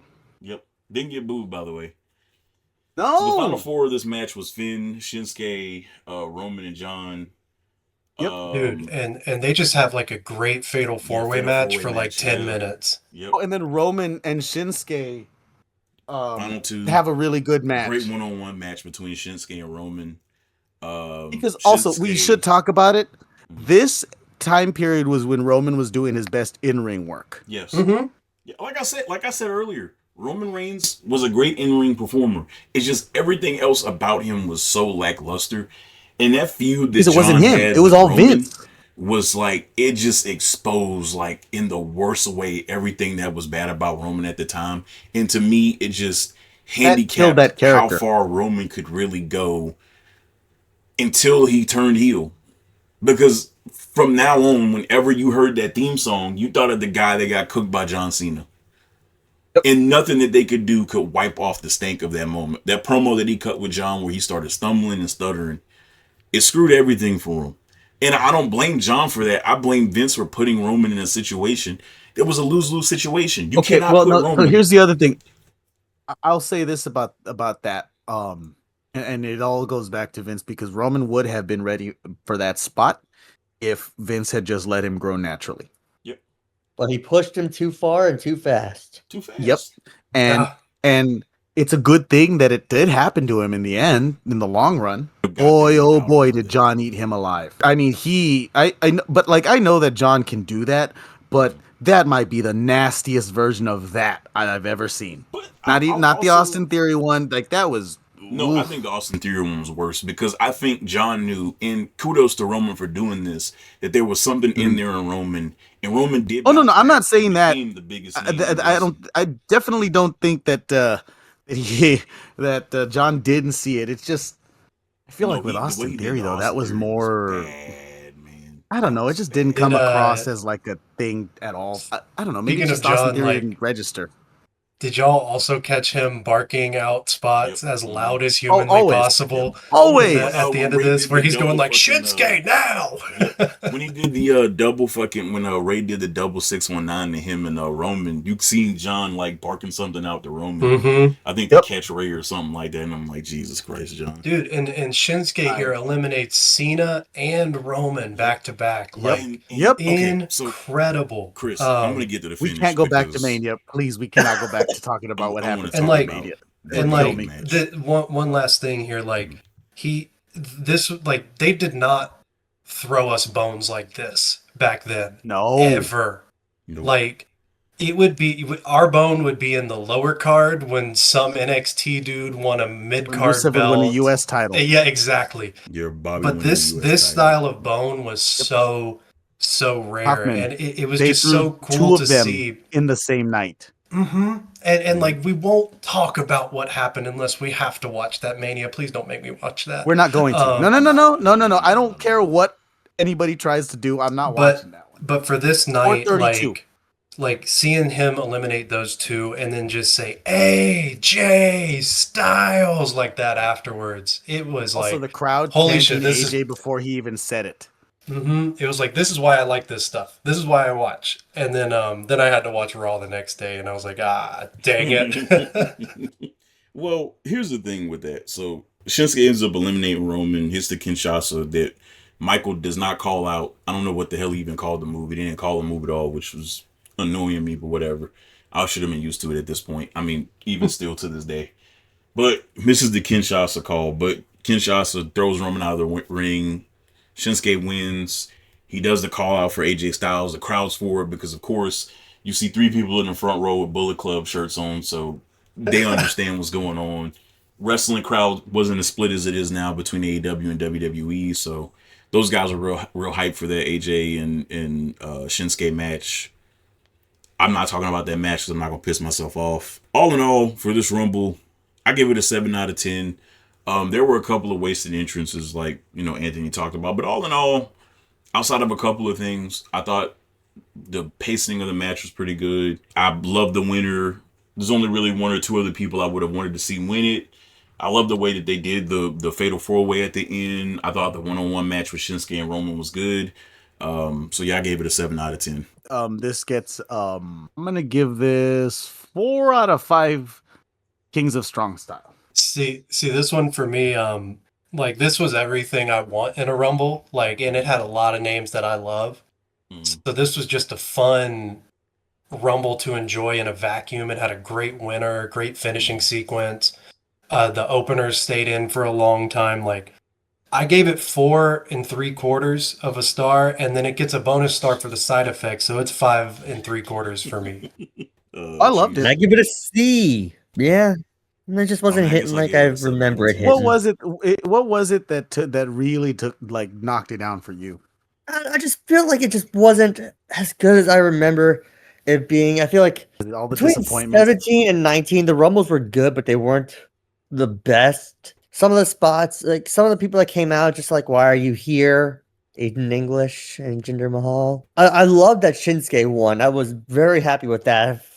But, unfortunately, now we're in the year that we're in, and I know what all comes next, and it makes me very sad, Patrick. But at the time, I was happy, Patrick. And that shot, though, that one shot, though, of Ray, Cena, and Orton across the ring from Finn, Shinsuke, and Roman, I did like that shot a lot. I'm like, okay, that's some really good creative right there. Like, there's the old guard, here's the new guard, and it's just like, but it's also like kind of like sad. It's like, God, what could have been? And should have won. Like, nothing. Yeah. Shinsuke, and I'm happy Shinsuke won. Like, really happy. But Finn, God damn it, pal. Yeah, you could have even still done the match with AJ. Yep. Yeah. Oh, you still could have. You could have had your cake. You could have had Shinsuke win the damn elimination chamber and run a triple threat at Mania between AJ, Finn, and Shinsuke. We got to talk about the segment after the Rumble. Then we get a quick segment with Deep Ryan Shane, as I have it written, and Stephanie and Kurt are backstage. The SmackDown GMs are bragging. They're good. They're throwing up. This is where they're throwing off the yes chants, like crazy style. Like it's so funny. They're backstage and they're yesing so hard that the entire crowd does it too. Kurt I sounds have like somebody a stuffed a goober. bunch of tissues into his sinuses. He sounds like a goober. The stuff they wrote for him to say, he just sounded corny. I'm going Dude, back to Oh TNA no. a couple of He weeks looks ago, like and the I'm fat seeing Kurt. Costco guy. I'm Oh looking. wow. Oh, That's a No, looking shock. like Kurt no, jumped Sting's no. son in a parking lot, and then now He 10 asked, years later, I'm seeing Kurt in a suit, smiling about the fucking rumbles. Why? What are we doing here? Hey, no, I'm gonna tell you what happened. His body. Yeah, he but you can still be crazy and be broken down. Oh, he Darrell, asks he would have died. he No, he asks didn't have for to do anything. permission. He asked for permission to say his own catchphrase. See, like, man, That's how this segment closes.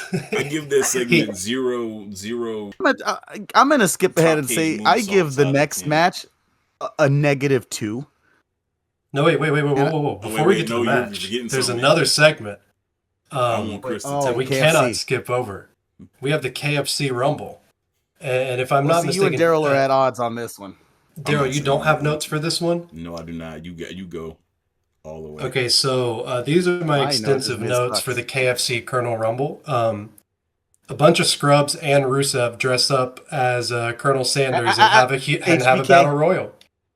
No, HBK wasn't in this one. No, he's not in this one. It is. Well, he's not it's in the like Rumble, but he's in the pro. But he is one. Oh no, no, he's not in fuck. the Guys, KFC Rumble. It's I it's fucking like hate Mike Tyler. Mizanin. Oh yeah, he was in. Yeah, Yeah, Mike was. It's The Miz. It's like Tyler Breeze. It's Fandango. It's a bunch of those people at this It's time. James Darnell. No, for real. Like, And yeah. then Ric Flair comes out at the very end and wins the whole thing. And I had this note. Do you think this is on his list of accomplishments, Yes, like in his for sure. career? Do you think this is on the Oh, shit. Wikipedia page? Fandango. Actually, let me look that up real quick. Hold on. And while you look this up, I great did give this segment a rating because it did go long enough and did meet the requirements for me. And I gave it a 3-piece dinner with a side. That's my rating. Jesus Christ. Rusev wearing the bow tie and tights and glasses is hilarious. Oh my god, he looks exactly like Colonel Sanders. How does Ric Flair look like exactly like Colonel Sanders? Because he looks he like does- Colonel it's not- Sanders. Holy shit! I loved I this WWE and KFC integration that they were doing at this time. Those commercials were hilarious. What if really I'm- pisses me off? If I'm not mistaken, like they had a hand in the what was it, Southpaw Regional Wrestling? Yeah. Because yes, they did. that was when they were producing the like Carolina Gold Chicken. Mhm. Yes, I tried that. I did too, and it was all right. Did you try it on your But yeah. YouTube channel, Chris? Or am I thinking about something else you tried? You tried that. Oh, Booker T's here. I did the Cheeto one that they did. But Booker T does join the commentary table. Pause it, and you go ahead and read that tweet that AJ Styles put out. It's on the screen. Chris isn't watching. I'm not. You don't have it streaming. Oh, you don't have it on. I have it on. Apparently, there's a tweet here that I got AJ it. Styles says they wanted the match, they got the match, but they were never going to get my title. You know what? That's too long, AJ. Holy crap! Mm-hmm. I mean, it's time. Brevity, for you to watch AJ. Brevity. The But yeah, men's Booker- Royal Rumble with his WWE Championship. Come on, man. Yeah. Any Bars. team on any day, only one team that matters. Day one ish. Booker T joins the commentary table for this next match. Oh God! Don't God, want to talk this about Well, that. he was okay. I'm I gonna don't just wanna say see this this about match. this match. Two things. A, Vince is a piece of shit for putting Jason Jordan out there if he knew his back was that fucked up or his neck was that fucked up. It basically handicapped the match. There was no reason why this match should have been on the show. They should have just cut it. And two, this crowd was dead the whole For this match. time, because imagine having three people who were already in the ring before the match come out for another match is not going to have any heat.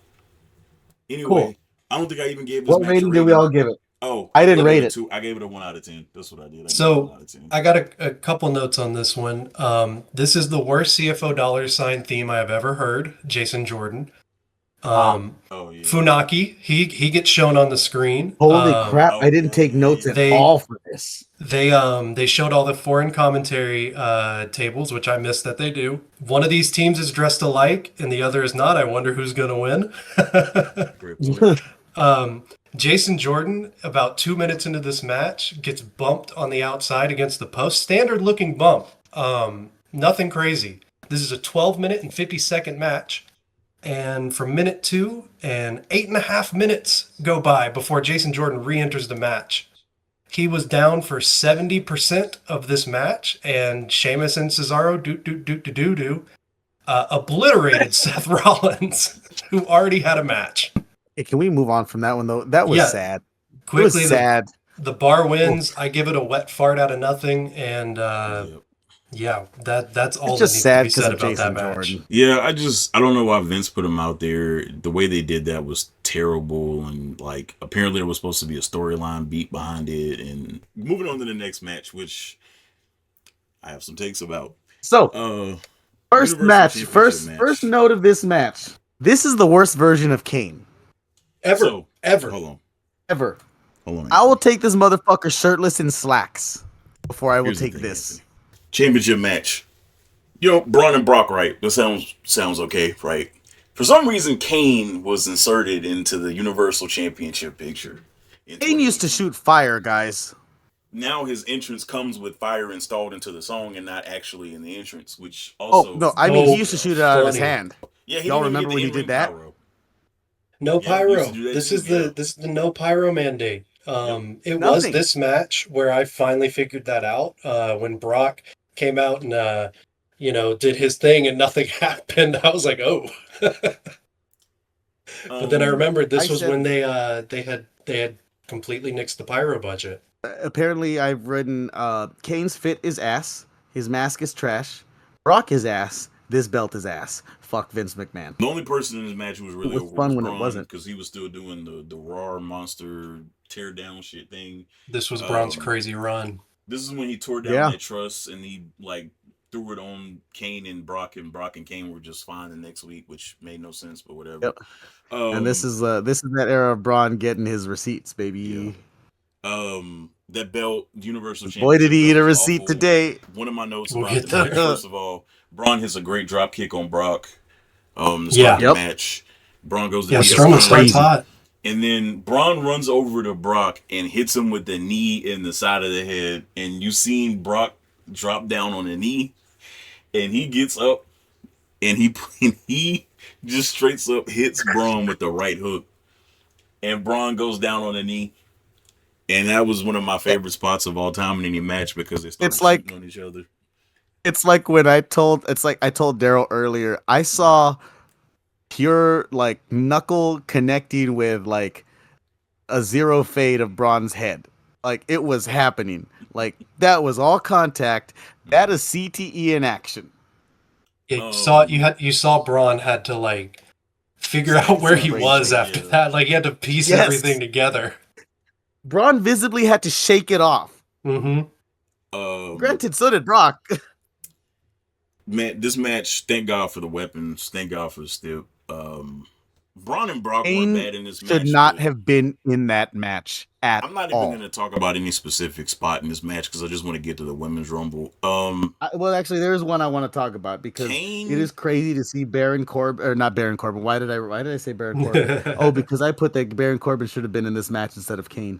If you wanted a third big man to eat a pin. When Brock hit the F5 on the announce table, and it's just, that was impressive. And Braun Strowman's face ate all of that announce table. It looked like it sucked. Oh, well, you talk about the one that Kane took, which goes into my next point. Or maybe it was Kane. Somebody. Kane takes the F5 shit later, I see it. on the outside, and he lands on the table, and he has to roll over to the back end of the table for the table to break. And in that moment, I was just like, what did Vince see? Like, Vince just had to be trolling with Kane in 2018 being in the world. I gave this one shoot punch out of 5 shoot punches. I gave it a 5 out of 10. Yeah, That's being generous, Darrell. Holy shit. Like I enjoyed it a little bit for what it was. There was a point where Corey Graves says, "Let's give Godzilla a machine gun," and I wrote here, Godzilla would have made this such a great fatal 4-way. And then Theme song for Raw, though. there was that point in the ring where they were dealing with the non-announced tables where somebody goes through one and then Kane gently pushes Strowman through the other in the corner. Braun hit Brock with the fucking power slam through a table, and then Kane softly goozles Braun into the table in the corner. I'm like, all right, let's wrap. I was gonna give it a 6 out of 10. Oh, that because I thought soft it was goozle a was decent crazy. Car crash match, and when I seen that, I'm like, yeah, I gotta drop this down a point. I'm like, all right, bro. If you take Kane out of that match and you put any other third big man in there, it's probably a pretty good match, actually. Or a small guy. But if you put a small guy in there, you put then like I think they could have did a one-on-one match perfectly and kept it moving. Kane was not needed at any point in this match. I don't remember a specific spot. I think you would have shortened it. It would have been like a 5-minute match, but it would have been better than what Kane produced. Well, it would have been better. I think Kane messed up the most spots, which is saying something to two guys who stiffed each other to start the match. I mean, and he wasn't involved in that. Anthony said something about this match when we were watching it back. I have it right here. Extra notes. I have the note. Kane looked lost. Yeah. Kane looked like he didn't. Here it is right here. So Kane legitimately looks lost, as if he didn't know how to maneuver around a ring. This is pretty sad. His table spot looked rough. 2018 Kane should not have been taking F5s. R.I.P. Glenn Jacobs. That sums it up, right? Knox County. No, because I hated everything about it. Okay, we can move on. I hate 2 of the 3 people involved in it. It's just. And I'm trying to figure out. It was really one of those. Why am I here? I figured out. Why am I here? Yeah, I mean that was a lot of Brock's fucking Universal Championship run at any point. That was a lot of Brock's whole career. Let's be honest. That was his whole career. Why am I fucking here for this? I gave it 2.5 stars. There were some fun big man moments, and that was enough for me. Hated that Brock won, but this was the era where we knew Brock was winning every match he was in. Yep. So, you're just kind of along for the ride. Chris, I'm glad you said that. I'm giving that match a 4 out of 10 because it was predictable. So, 4 out of 10 for me.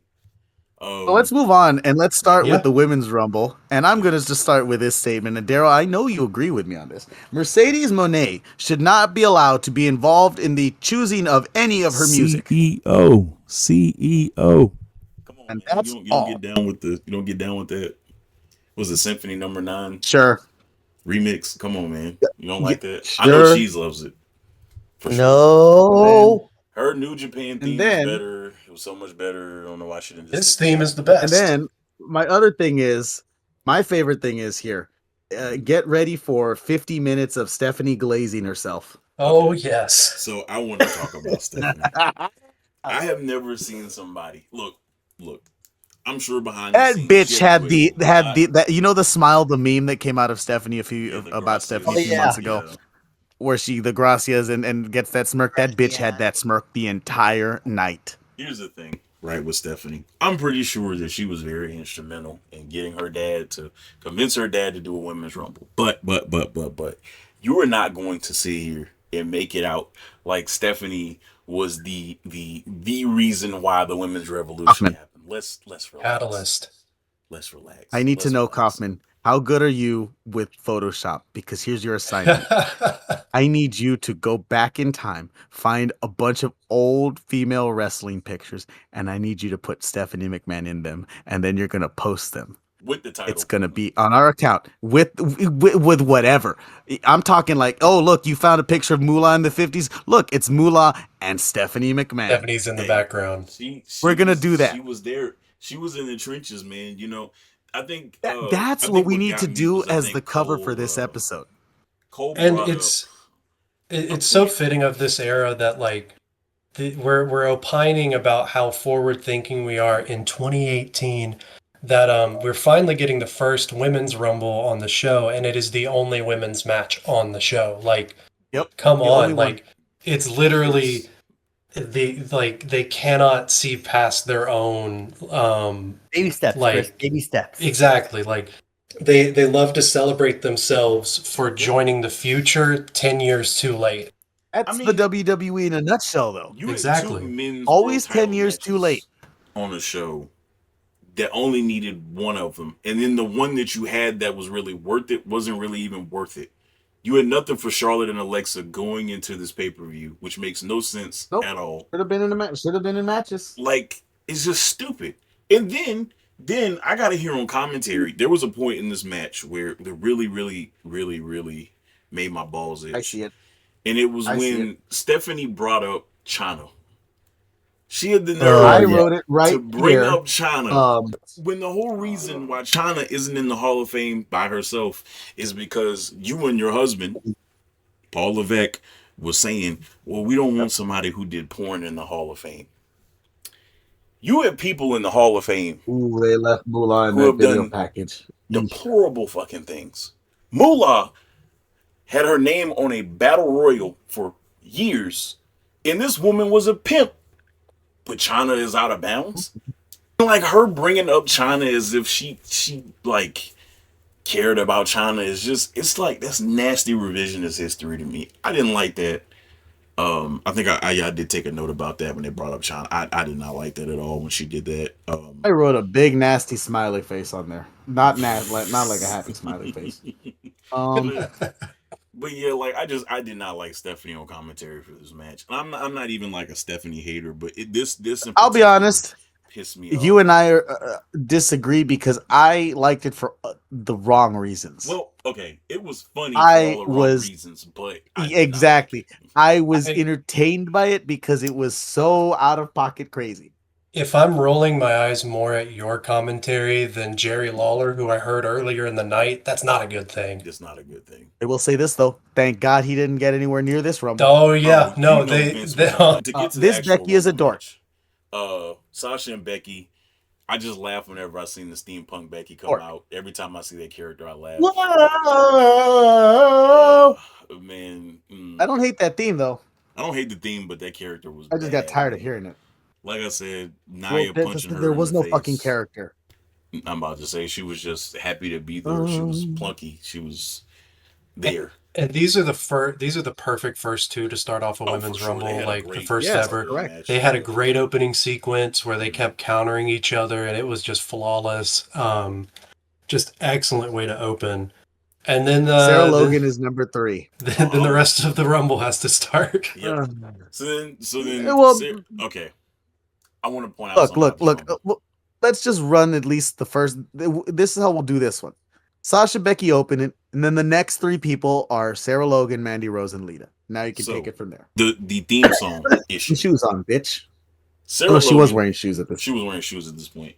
Sarah Logan. I was thinking and of the Mandy other Rose. ones I watched. The theme songs, the Paige and then the Ruby Riott theme playing throughout the Rumble was painful, and it just reminded me of the time whenever women would get called up from NXT, Vince would just put them in a stable. He did it with Charlotte and Naomi and them. CB. He did it with Sasha and Man, if they were calling them PCB, if this was now, they could have called them like pretty cunty bitches or it something. was like Team But Bad. they got no was it balls. Naomi, Sasha, and Tamina were in a stable together. Yes, Like, yes. Quit with the stables. Hey man, look. I need to side note here because I have something to say about somebody. For some reason, I wrote Tamina Fatu. I don't know why I wrote that. Oh, you know why you did.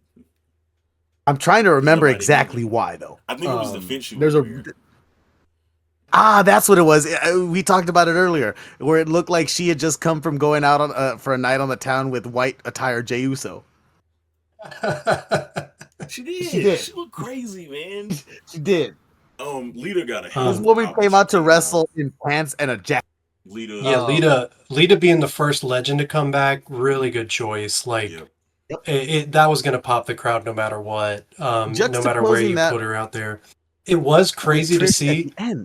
Lita looked so much bigger than some of these girls. Like, not like in a height sense. Like, she was towering over some of them. Like, Kyrie comes out next, and there's one point where they're like fighting with each other, and it's like, should I reclassify Lita to giant in the 2K games? Because like she looked like she should have that extra health bar.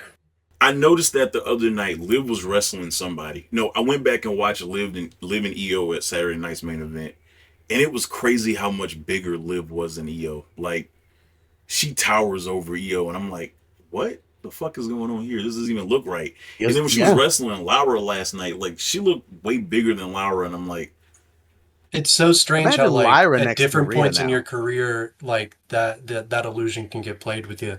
But here, Lita looked like she was like a house on fire. And, yeah, of course, barely hits the lead assault. of course. Goes As on always. a twist of fate spree. Did she the double lead assault? Yeah, she hits it on Sasha and Yeah. Becky. Yep, that was it. Yeah. That was after Mandy's Kyrie had supposed to already go hit out, the right? insane elbow to Insane both of them elbow. as well. Kyrie got a huge pop.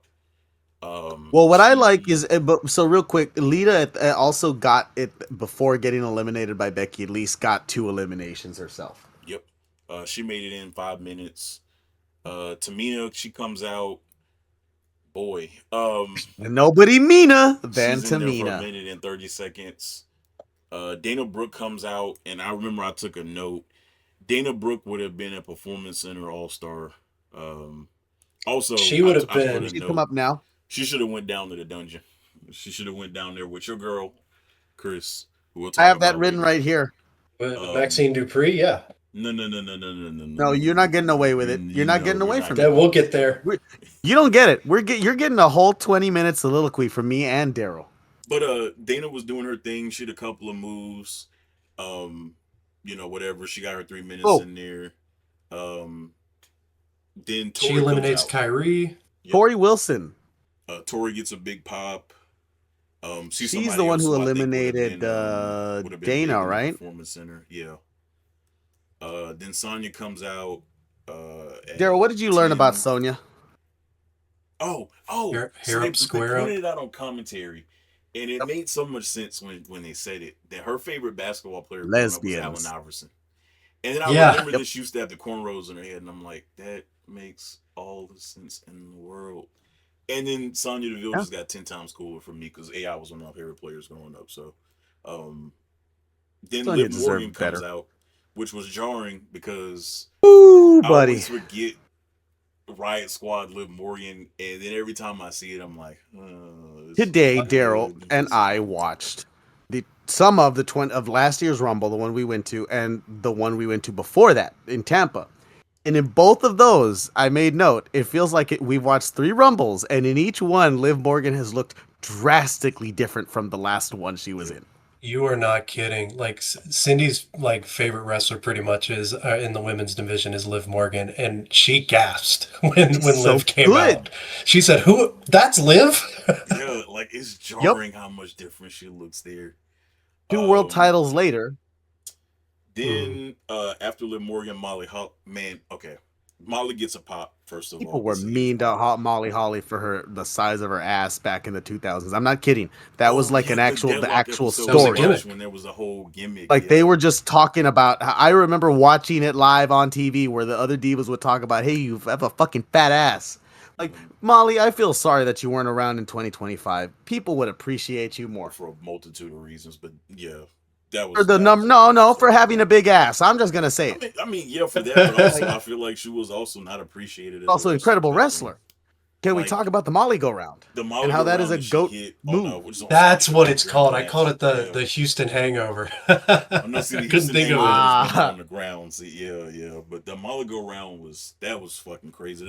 Molly go round is one of my favorite top 10 moves of mine in wrestling.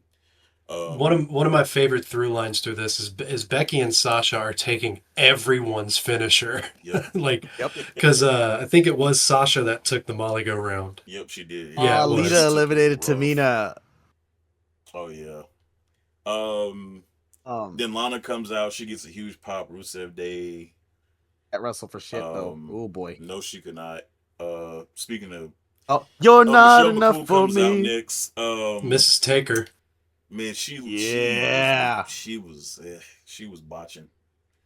And she sets the record for most eliminations and holds it for a few years. Yep. 5. It was 5 years? 5. No, it was 5. I made sure to make a note. 5 eliminations. After this next person came out, Ruby Riott. I made the same note that I made for Molly Holly. People were really mean to her. Yes, they were. Yes, they were. And they didn't Ruby need to be Riott mean was to her like awesome, that. and she got crapped on a lot because she wasn't the conventional hot girl, She wasn't a traditional hot girl, but I'm like, and she was y'all great. got behind the muscle mommy later on. She was like, come on, assholes. But like people were very, very mean to Ruby, and They I were hate that shit. And really that mean. really derailed her career, and that none of that shit was deserved at all. I'll tell you what the next one I'm not deserved. talking about A this bullet. next entrant because I hate this person on a moral level. I and do too. I'm not bringing her up. After what she did to her daughter, so I'm moving on from that one. Then Carmella Carmella comes came out out, at 17. and for some reason they had this person who I'm not gonna name attack Carmella, who was a heel. So I don't really understand that one. So whatever with that, but she gets And knocked then out. and then to quote Stephanie McMahon, here she comes. Yeah, here she comes. Yeah, Yes, she just did. enthralling commentary, and then we get to entrant number 18. Natty Neidhart.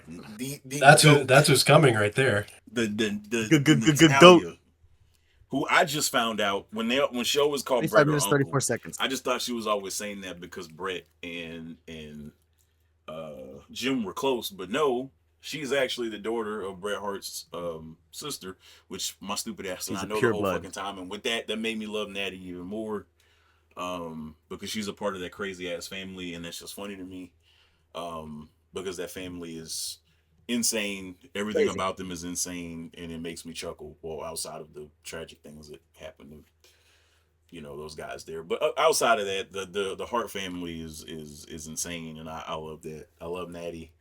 Chris Mack Intrusive doesn't, thoughts but about the win. You're oh not no, enough no, go for ahead, look, me. Eddie. That has been playing in my head nonstop. Here's the Sorry. thing. They say absence makes the heart grow fonder. Mm-hmm. It And didn't. I just need some absence from Natalia. That's all I need. I mean, That you is got just me. Hey, what she I'm hasn't been on craving with TV. her. Yeah. No, I know, and that's why this Bloodsport stuff has been great because like Mm-hmm. she went away for a while and then popped back up as Maxine's trainer, and it's awesome. Yeah. But I really like hope that for they do. They dive into that too this with the match she had on Raw. this last character we see here in 2018 is the same character she had since 2009 week. and was the Correct. same one that she would have until 2025. Yeah. Like Correct. Natalia is a trailblazer and an icon of this industry. I just like got tired of seeing the same thing over and over and over again. Note. And Side note. Titty slaps. Have you seen what she does as a side job? It's incredible. Oh wait, did we And- tell you about that, Kaufman? No, I know. 2025 I know was he a knows. banner year for Natalia like winning some cred with me. Yeah. But after Her Her Natalia and your comes sister, out, though. That's the heart craziness, mind you. yo, That's the for that's sure. the crazy. No, that's that not hard in them for sure. That's the Neidhart. Somehow the cocaine was strong enough to bleed into her blood. Yeah. I mean, it wasn't like he wasn't actively. It wasn't like he wasn't actively doing it where they were born. He definitely was. I just on gotta that bring shit. up while we're talking about Jim. Mhm. That a few nights ago, Darrell and I were watching the WCW live stream, Oh and yes, Jim Neidhart popped up as a jobber on that screen. He And crossed fucking when I 5 say seconds to jobber, Scott Norton, man. I mean he was in the ring already. Scott Norton got the full entrance, went into the ring, instantly powerbombed him, got the pin, and Jim Neidhart just rolled on out there and walked away. Just walked away. In Beautiful. that like 5 seconds, got a 10 out of payday, 10 boom boom, logos. done. Went, probably got some stuff, and You mean that yeah, stuff? it was a sight to behold. Fun drugs. I don't know if they were fun drugs. I don't think they were very fun. Not for him at that time. But Oh boy. after Natalia, Kelly comes out. at 19, which is a Yeah. fun little shout because she made her debut at 19 years 19, old. Yeah, which I don't know if that's a fun shout out though. That's not fun. That's not fun at all. I'm like, I don't know if that's fun. Yeah, what she was doing in ECW with Mike Knox was not Exhibitionist Kelly. Hey, they didn't reference it. I didn't either. Yeah, let's That's a good what, point. let's move on from that one. Unfortunately, Kelly I watched is too much of also, that other show. She's another person to me who would have benefited from that performance center a lot. Which she She would got have been a Easily, modern yeah. day near the end of her run when she got all those Maxine. reps, but Yeah, She would have been Maxine Dupree. for sure. Naomi comes out, one of my favorites of all time. We were watching back the 2024 Rumble earlier. I remember like Oh, screaming my so head off good. when Naomi came out at 2. Like I will always pop for Naomi. She will always be one of my favorites. I don't care. Is that Jordan Grace? Um, but yeah, man, Naomi God, great. Kaufman, I'm gonna send you that video that I have of you reacting to Jordan Grace. It's I'm the not. Oh, best. that's My funny. stupid ass thought it was Scott Steiner for a It's so second. So I'm like, adorable. why the fuck is Scott Steiner? I Right did here? And I was like, too. oh, wait a minute, that's Jordan I Grace. think we're She's all the whole thing. conditioned. I think we're Yeah, just all we conditioned to Sirens being Scott Steiner. yeah, there at the what was that, the 24 Rumble? Yeah. Uh-huh. Anthony has some very what's the word I'm looking for? Adorable It's not a bad video. videos It of is me adorable. reacting to my first ever live Rumble. So Yo, that's what he real was quick, referencing Miss there. Jackie just came into the ring. Yep. Okay. Yeah, I want to Yeah, talk and Miss about Jackie. Jackie. That spine buster she hit, fucking Ooh. beautiful. She hit a clothesline. Never She hit a forget, lariat she's too the one who during the trained match. Trish Stratus. Yep. Lariat in the yeah, match. Beautiful. this got a huge pop in my house because like we Cindy and I had watched the first few seasons of Tough Enough last year, and Yeah. Jacqueline is a coach on and off on that, and she is Yep.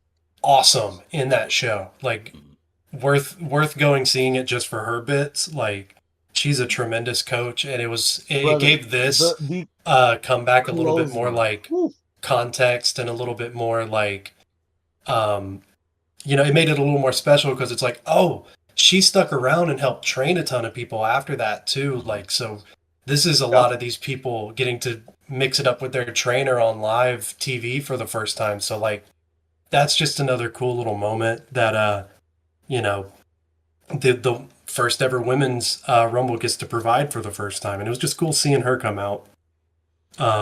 Then Naya comes out at 22, and all of my goodwill is erased because this is bad Naya. This is Yeah. this is not fun Naya. I will say this: she had some good spots during this Rumble, but just all in all, like we went back and watched the 24 Rumble again. She looks so much better in 2024 than she does here. Mhm. Like the work that she I'll did say when this: she the got worst spot exiled from when the she was heat. eliminating people. But we're not gonna talk about last year's Rumble. God, oh Oh boy, boy, that I Nia hated spot that was spot with it. awful. Mhm. But yeah, like Nia looks way Oh better in wow, 2024 than she she does looks here. like yeah, that was rough. Her eliminating Jackie, that looked really Yeah. rough. Yeah. But She takes out Jacqueline and Kelly, and then Did she take gets out Sasha? Ruby No, out of Sasha. there as Sasha well. went out to the yeah, bottom. she eliminated And somebody this is else, all didn't she? yeah, I think it was Ruby. And then this is all setting Yeah, up. Some Ruby's the people roll last out of one. the bottom of the ring. Mm. This is all to set up Naomi landing on top of everybody after she almost gets eliminated, and she gets perched up on the barricade Mm. and Yeah, setting up her big escape spot. Yep, where she scales the barricade, and then she gets on the chair, which Maria Mano I never know how to say her Menudos. name. Menudos, There you go, Menudos, yeah, Menudos. not She Menudo, has the soup, Menudos. and then Naomi has to scream at her to get out of the chair because I guess Maria forgot the spot or whatever. Oh, Maria had a bad night. And Maria was not good. Yeah. And then Naomi, she gets in the chair, then she does like a kind of like a push up thing, and then she has her feet on the chair, and then she drags it towards the ring steps, gets on the ring steps, comes back in, gets in the ring, tries to do a splash on the Nia. Nia catches her and then throws her out on the other side because Vince loves doing that when people do the whole ring recovery thing. Hey, get them the fuck up out of there immediately. They got the pop for the spot. They don't need to do anything else. So that's how Naomi got eliminated. Then Ember Moon comes out. She gets a big pop. Arm was taped up from her getting her ass beat by Shayna Baszler the night before, but she did beat Shayna. I think that was right before Shayna took it off of her and made that run, that year-long run. Before Kyrie took... Did Kyrie or Io take it off of Shayna? I think Kyrie took it off of her. Kyrie. Yeah, that was it. Yeah. It was Kyrie. Because Io didn't come in yet. But, yeah, Ember looked great in this match. Yet again, I talked about it earlier. Vince really didn't run with her or give her anything really to do. I know Kaufman, me and Kaufman used to always talk about Ember Moon. Like, and Kaufman would say that She his didn't thing have a about Ember was that character, she didn't have a character. unfortunately. And my thing with that was always like, it's true Oh, for sure. But it's just like to Well, I me. think the problem is that she floated between characters, which was they never decided if she was supernatural or if she was just a normal wrestler, and they kind of never let her just be Athena. Well, I think the part of it, another issue with it is that they really didn't give her anything, like you said, consistent to No. do. She was kind of floundering, especially when she got called up. Like, she wasn't really doing shit. Like, I barely even remember her main roster run, to be honest with you. She was just Yeah, there. like By the way, I love how amused Charlotte is watching Naomi try to pull this spot off. Mm-hmm. Like Charlotte, like is lit up like a Christmas tree watching this Well, go. you also, I mean, like, Naomi is her girl, so, you know, she... Oh yeah. That's true. yeah, like best Ember friends. Moon is incredible. Like Mhm. every facet of the game, the business, like she's great at. The only thing like I ever like vehemently disliked was anytime she screamed in the ring, like the power up scream that wrestlers do. I'll be honest, She I had all rarely time like worst. that though. But everything else about Ember Moon was fluid. God, And Girl, like they all in do Dragon NXT, Ball the scream, character don't was they? believable.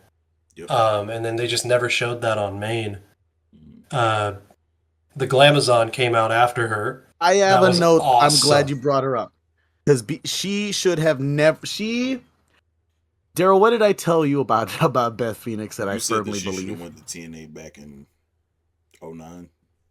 She should have Back in went with 09. Gail Kim. She should have left, and she would have had some incredible matches with her and Awesome Kong and ODB, and just like it would have been the best matches of her career. Instead, she spent all her fucking time hanging out with Santino Marella. Yeah. Yep. Anyway, I'm She gonna should move go on to from that really quick AEW stuff. now But and wrestle I think someone. she's done. Well, I know she's done, but you know, it would be great. I just hate that she missed out on like the best that women's wrestling could have offered her. She was the lone person on that island. They do this really cool spot with her where like she can't lift Naya, and it looks really believable. Like she can't get her up, and then like after the third attempt, she gets her up super easy, and like makes you feel like a I'm sucker watching a little it bit. right now. Um, She kind of like Naya like makes it look like she's hitting her lower back. Mm-hmm. And then like the third time she gets her up like super easy, and let's see, I'm trying to remember. Ends up trying to get her over the top rope but can't. They knock Naya through the middle rope, and they hug, this cool little spot between former friends, former rivals, like they hug, and then Natty fellow ruins Canadians, you everything. forgot. Natty Fellow ruins Canadians. everything and eliminates Beth Phoenix. And luckily, You know why, I Kaufman? don't have too much Storyline. time to be sad about it.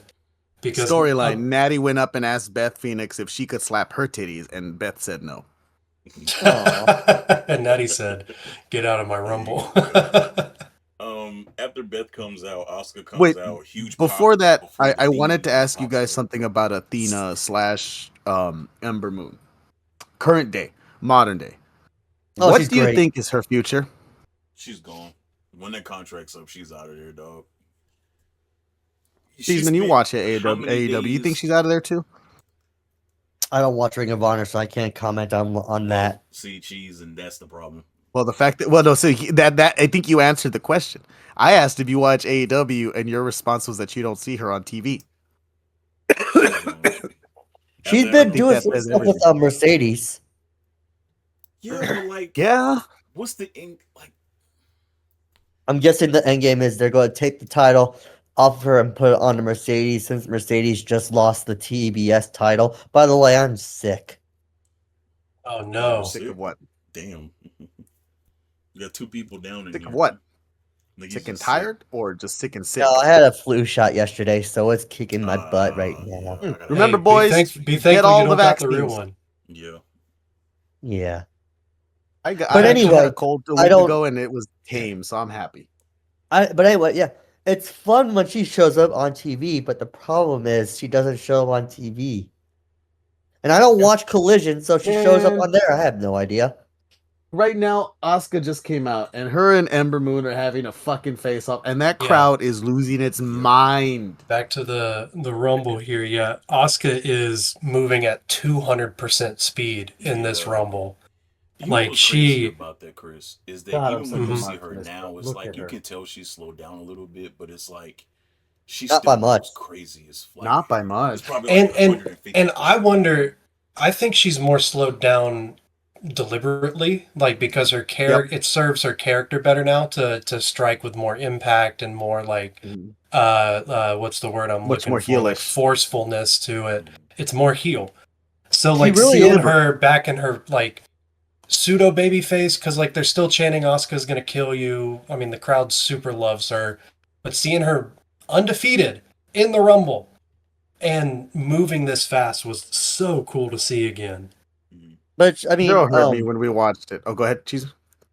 she really is like Rey Mysterio in the fact that you could tell they've slowed down, but you can't really tell it by much.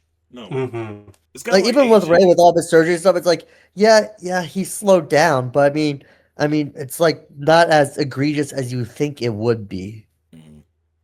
It's kind I of don't like believe that AJ. she's had kids. If you yeah, she's had 2 of them, which threw me the fuck off. I'm Like, like, she just does not look like she's had kids. Like, she looks, not that that means you can't get in shape. It's just like she just looks so young. She looks like Asuka from 2018 still. yeah. She when she And first she came back a couple of months ago, when she was in that ring, I'm like, was she ever fucking hurt? Like, what the fuck is this?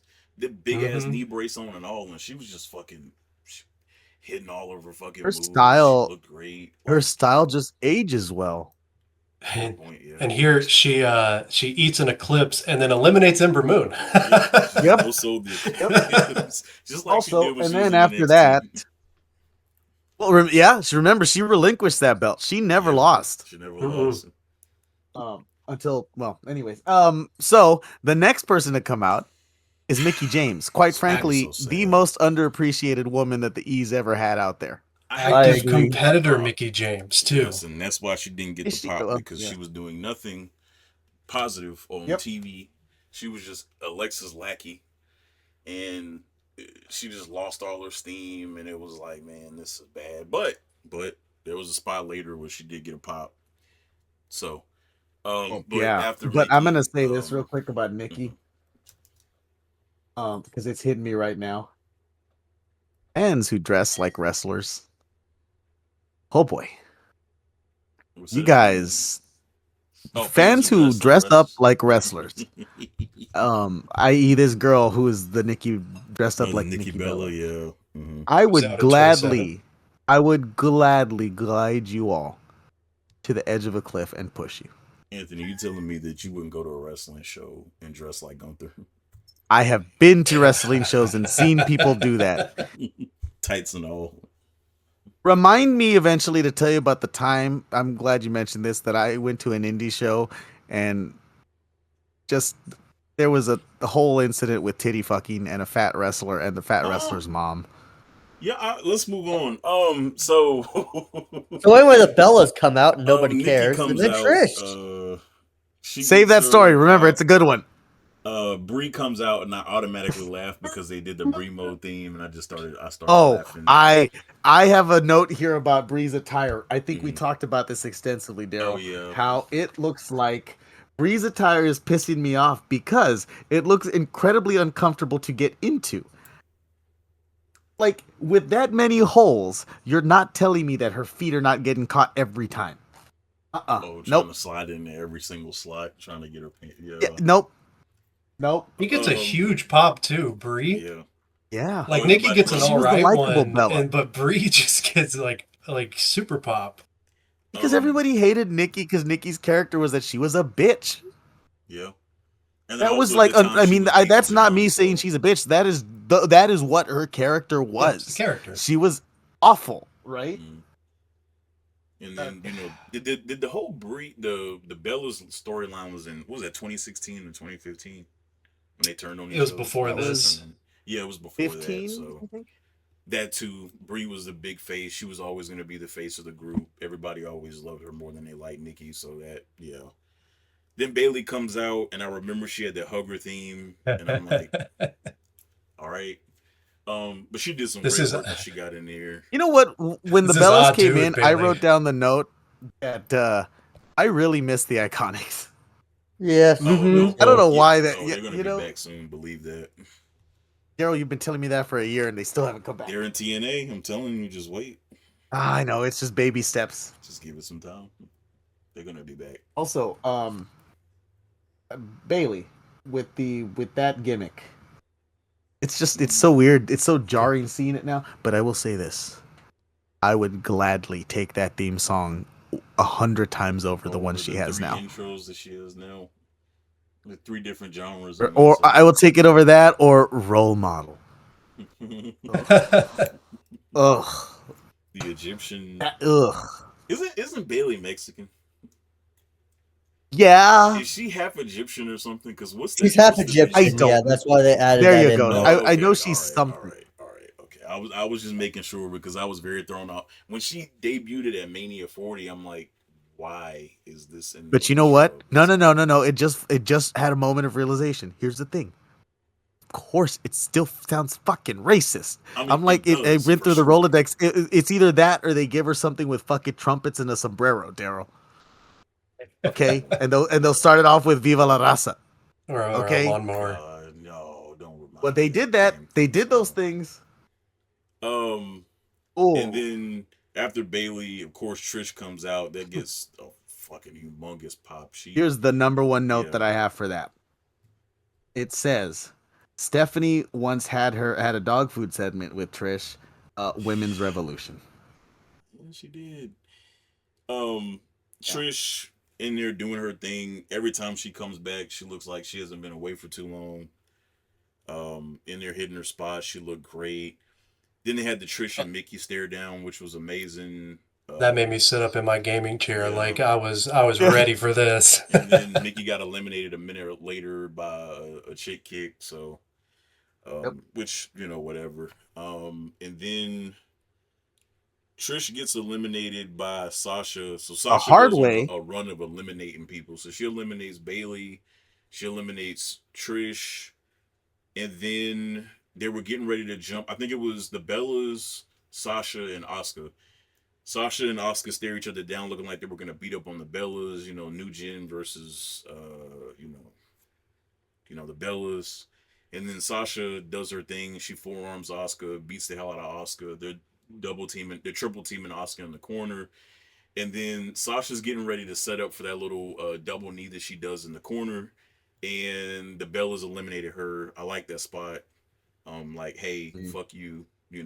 It's still us. Then Bree and Asuka are going at it. Asuka gets Bree out of the ring. Nikki stops Asuka from eliminating Bree. Bree beats up on Asuka. She walks up to Nikki, forearms her in the face. I thought she legitimately broke Bree's face. Bree was selling the fuck out of that, and her makeup looked a little smeared around her mouth. I thought Nikki had fucking, because Nikki lays in those forearm shots. Speaking of which, Nikki and Asuka get into it. Nikki and Asuka go to the outside. Nikki hits a nasty forearm on Asuka. Asuka lands on the ground and she kicks Nikki's legs from under her, and then Asuka wins the Rumble. And then after the match, actually, I'm gonna give Yeah. Let's talk about that finish there. It was a really good sequence. Like, oh yeah, for sure. that was great. Most obvious turn I think everybody saw coming was Nikki Bella. Yeah. Brie was like hanging on the apron for a minute before For a Nikki second, went we over thought there. she and- really broke her nose. yeah, I thought she was fucked up. We all saw that coming, but as soon as it was down to those three, you kind of knew that Asuka was going to be the winner.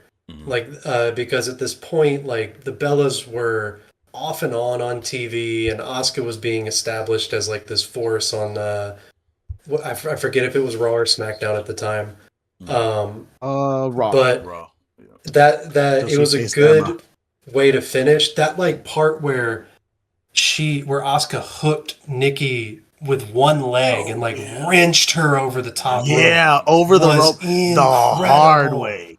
Yeah, the hard way. And then to have it end with just like Asuka kicking out her feet was unique. Hadn't seen something like that before. But it worked. It worked. It like, you know, I remember being a little disappointed at the time with that finish, but now seeing it again, I'm like, no, that was good. I liked that. Well, Um, so I like that you brought that up because I was thinking of how good the finish for the 24 Rumble was when we watched it, where um there were I think Liv Morgan hits like an oblivion or something to eliminate someone. I mhm. forget how Bailey eliminates her, but I'm like, it's those final sequences. Because I'm not a big Bella guy, had never have been, but props to both of them for like looking pretty solid in this match. Like, Oh yeah. And they managed to can't have complain. the young guard versus or the new guard versus the old guard story in the final like Mm-hmm. 4 to 6 in both rumbles, but they did them in different ways to where you didn't really notice it as Oh, much. And so yeah, like I went I back think they right picked now. the absolute perfect person. And then Mm-hmm. do we want to do our ratings before what happens Well, one thing real after? quick. I'm glad that it was Sasha who eliminated Bailey because the reaction when she throws Bailey to Charlotte's feet and Charlotte just looks at her like, "Oh wow, you actually did that." It's Mhm. it's I love that's the other thing that I like about these matches specifically Rumbles is all these little interweaving characters and stories and backstories and everybody's connected in some way. It's awesome. It's awesome. Like also Trish, I don't know if you all noticed it, but like after she got eliminated pretty rough. Like Oh yeah. Yeah, she did. She got dumped on that the sucked. hard way. Yeah. A few minutes later, you can see her silhouette in the background leaving the match, like leaving to the backstage through the gorilla, and like you can see where she's firmly holding her back. God, that sucked. They did Evolution What a this year. Or fun was that in match. 2019? I don't know Evolution actually. Evolution The was first one 2017, I want to say. was it? And So then they got Evolution before they got the Rumble. 25. Yeah. I I believe so. Evolution. Let me look it up. Let me see if I know my women's history. But Yeah. Let's see here. It looks like it was the inaugural was 2018, so it came after this. but Okay. to give my thoughts on this match, I gave the rating an 8 out of 10. Um, I thought it was a good Rumble. They had actually. I'm gonna up my rating. I'm gonna give this. No, I'm gonna give it an 8 out of 10. Um, there Don't were a let couple of people in this WrestleMania Rumble where I influence was you. just like, Oh, Vicky. Vicky is, by the way, Vicky is yeah, the only time that I gave the designated wasted spot. yeah, boy, I tell you what. But the surprises were That's a great. wasted Seeing spot. Jackie, Molly Holly, Trish, Mm-hmm. Even Tori, Michelle McCool the first time Lita. around was fun. Yeah, I mean Michelle was No, okay. not enough for me. I think her spot in the 2020 Rumble was better in my opinion when she came out of the crowd. But Oh, that was more Wait, fun, you mean yeah. when she looked surprised and then was magically dressed to wrestle? yeah, dress to wrestle.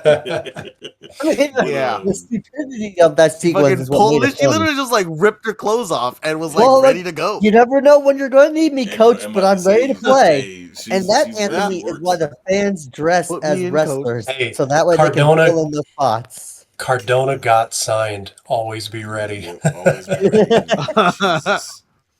But yeah, I gave that match 8 out of Oh, 10. It was a fun Rumble. Like the surprises. Love who won. I like the finishing sequence. It wasn't my favorite Rumble of all time, but it's definitely in my top. I say it's in my top 5, top 10 for sure, but top 5 maybe. But yeah, I gave it 8 out of 10, they chose the and right winner. I gave the show overall a 6 out of 10. I think that both of the rumbles were pretty good, but everything outside of that, like the opener was decent, but other than that, the those tag matches and that universal match were not great. So all in all, I gave it a 6 out of 10. Decent pay per view in a vacuum. Of course, if we look at it in the context of the WWE in 2018, I would give it a way lower rating. But in a vacuum, I give the show a 6 out of 10. Women's Rumble 8 out of 10. My highest rated match of the night for sure. I I give the women's Rumble match 4.5 out of $5 billion princesses. And let's see. Overall, if this was a 2-match show, I would just go ahead and give it a 4.5, maybe 4 and a little more than that out of 5, right? If it wasn't, but I'm saying if it was aired and presented that way, It then basically was, man. great It show. basically was. I know, but I had to watch certain things and certain people do some things that I did not want to watch Was or you in see. like Piss Boy hitting like 80 million F5s and German suplexes, man? Come on. Glenn Jacobs might have been Glenn Jacobs and the Jason Jordan stuff are the 2 biggest negatives of the entire night for me. Yeah. Because boy oh boy, Glenn looked terrible. He really did. Was this post, before, or after the Saudi tag match? This is before. Saudi tag match happened. Holy shit, he's still not done. Nope. No, that match was in. Do you think they would have put him in a? Do you think they would have put him in a world title program after that happened? Yeah. Yes, I would believe that they did, did, because they probably did. You know what? Somebody Google it. Big Show technically main evented Mania in 2020, so I think he retired after they never. But he soft retired. I'll give it, the overall show gets, boy oh boy, 2 out of 5 Riyadh seasons. Yeah, honestly, that's kind of where I was headed too. I gave the women's Rumble 4.25. Oh, you star. also went Riyadh seasons. Great. Oh no, okay. I gave the women's Rumble 4.25 because Rumbles are very rarely going to get below 4 stars for me. I felt like there was a lot of standing unless around it's in the this one where Triple H won. There's a lot of standing around in this one. A lot of them, were still learning how to be in a Rumble because women hadn't done it before. So, but a lot of that standing around is also, I guess what you can specifically call it. It's that thing where they do where everybody is like takes a moment to look at the other person they're in the ring with for the first time. Yeah, and I felt like the entrances were rushed because I felt like production wise they were still getting down how to do 2 Rumbles in one show. There were some points where like people were coming out 20 seconds after the last person, and I was just laughing. But it's still good. 4.25 for me, and then show overall, like you were saying, it's a 2-match show, so I give it 2 Rumbles out of 5 Rumbles. Beautiful. If it was all Rumbles, it'd get 5 out of 5. Yeah, probably. For it being the first ever women's Royal Rumble, and honestly, it being pretty much at expectations, I give it an A- for the women's Rumble match itself. Completely ignoring everything that happened after on that same night and what happens next. Overall, the show is a D. I just could not care less about anything other than the 2 Rumble matches. Not even Kevin Owens, Sami Zayn, and AJ Styles. And when that has me saying, yeah, I just don't care, that's a problem. Because those are 3 guys I should want to watch every match they're in. And I'm like, yeah, I don't care about this match. Ronda Rousey comes out to close the show, awkwardly points at the WrestleMania sign twice. We're supposed to not know what this means. Ultimately, it sets up a GM match because that is the most important thing in WWE at this point. We start the show with a GM angle, we close it with a GM angle because she walks over to Stephanie as well, mean mugs her, and this is to set up the Triple H and Steph versus Kurt and Ronda Rousey Mania match at New Orleans. And gets the last screen time, not Asuka. Stephanie McMahon. Disgusting. Oh boy. And that's how we close the show. With that, I'd like to thank everybody who did watch. It's the first time we've done this in a long time. We'll be working out the kinks.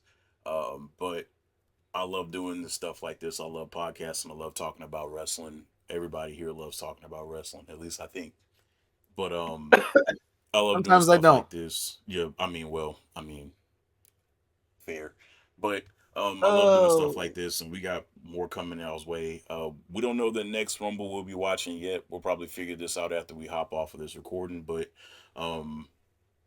Yeah, I We think we've did said talk everything we about need to here's say. a little spitballing. We talked about watching a World War III with the Oh, wait a three minute. Because with of the the Yeah, 60 timing and the man. political culture of the world. How absolutely, man. apropos. Yes, sure. But also it's three rumbles. It's three rumbles and it's 60 men. Mhm. And all I know is that from the one thing that I've seen, I can expect the Giant to one-handed just the thing that he does to Rey Mysterio with one hand is I mean, if you disgustingly talk about it nasty. anymore, then we have to watch it next. I know. I think we Yeah, have to, we man, have to because watch it. we have to watch something WCW immediately. Yes, and then we can kind of follow this theme of there's even the possibility of a Wrestle Kingdom. Anything that happens in January, Yeah. you know? You can watch something good by watching a Wrestle Kingdom is an option. I mean, we could do that, Anthony, or we could just make fun of the shitty stuff. Well, You know I what I can mean? make fun of the good stuff too. I'll That's a good find a point, way. though. Yeah. Um, But but yeah, this was fun. yeah, gotcha. But with that being said, Darrell, Chris, Cheese, Anthony, signing off. We'll catch y'all in the next one. Peace out. Women's Revolution. All Stephanie's doing, man.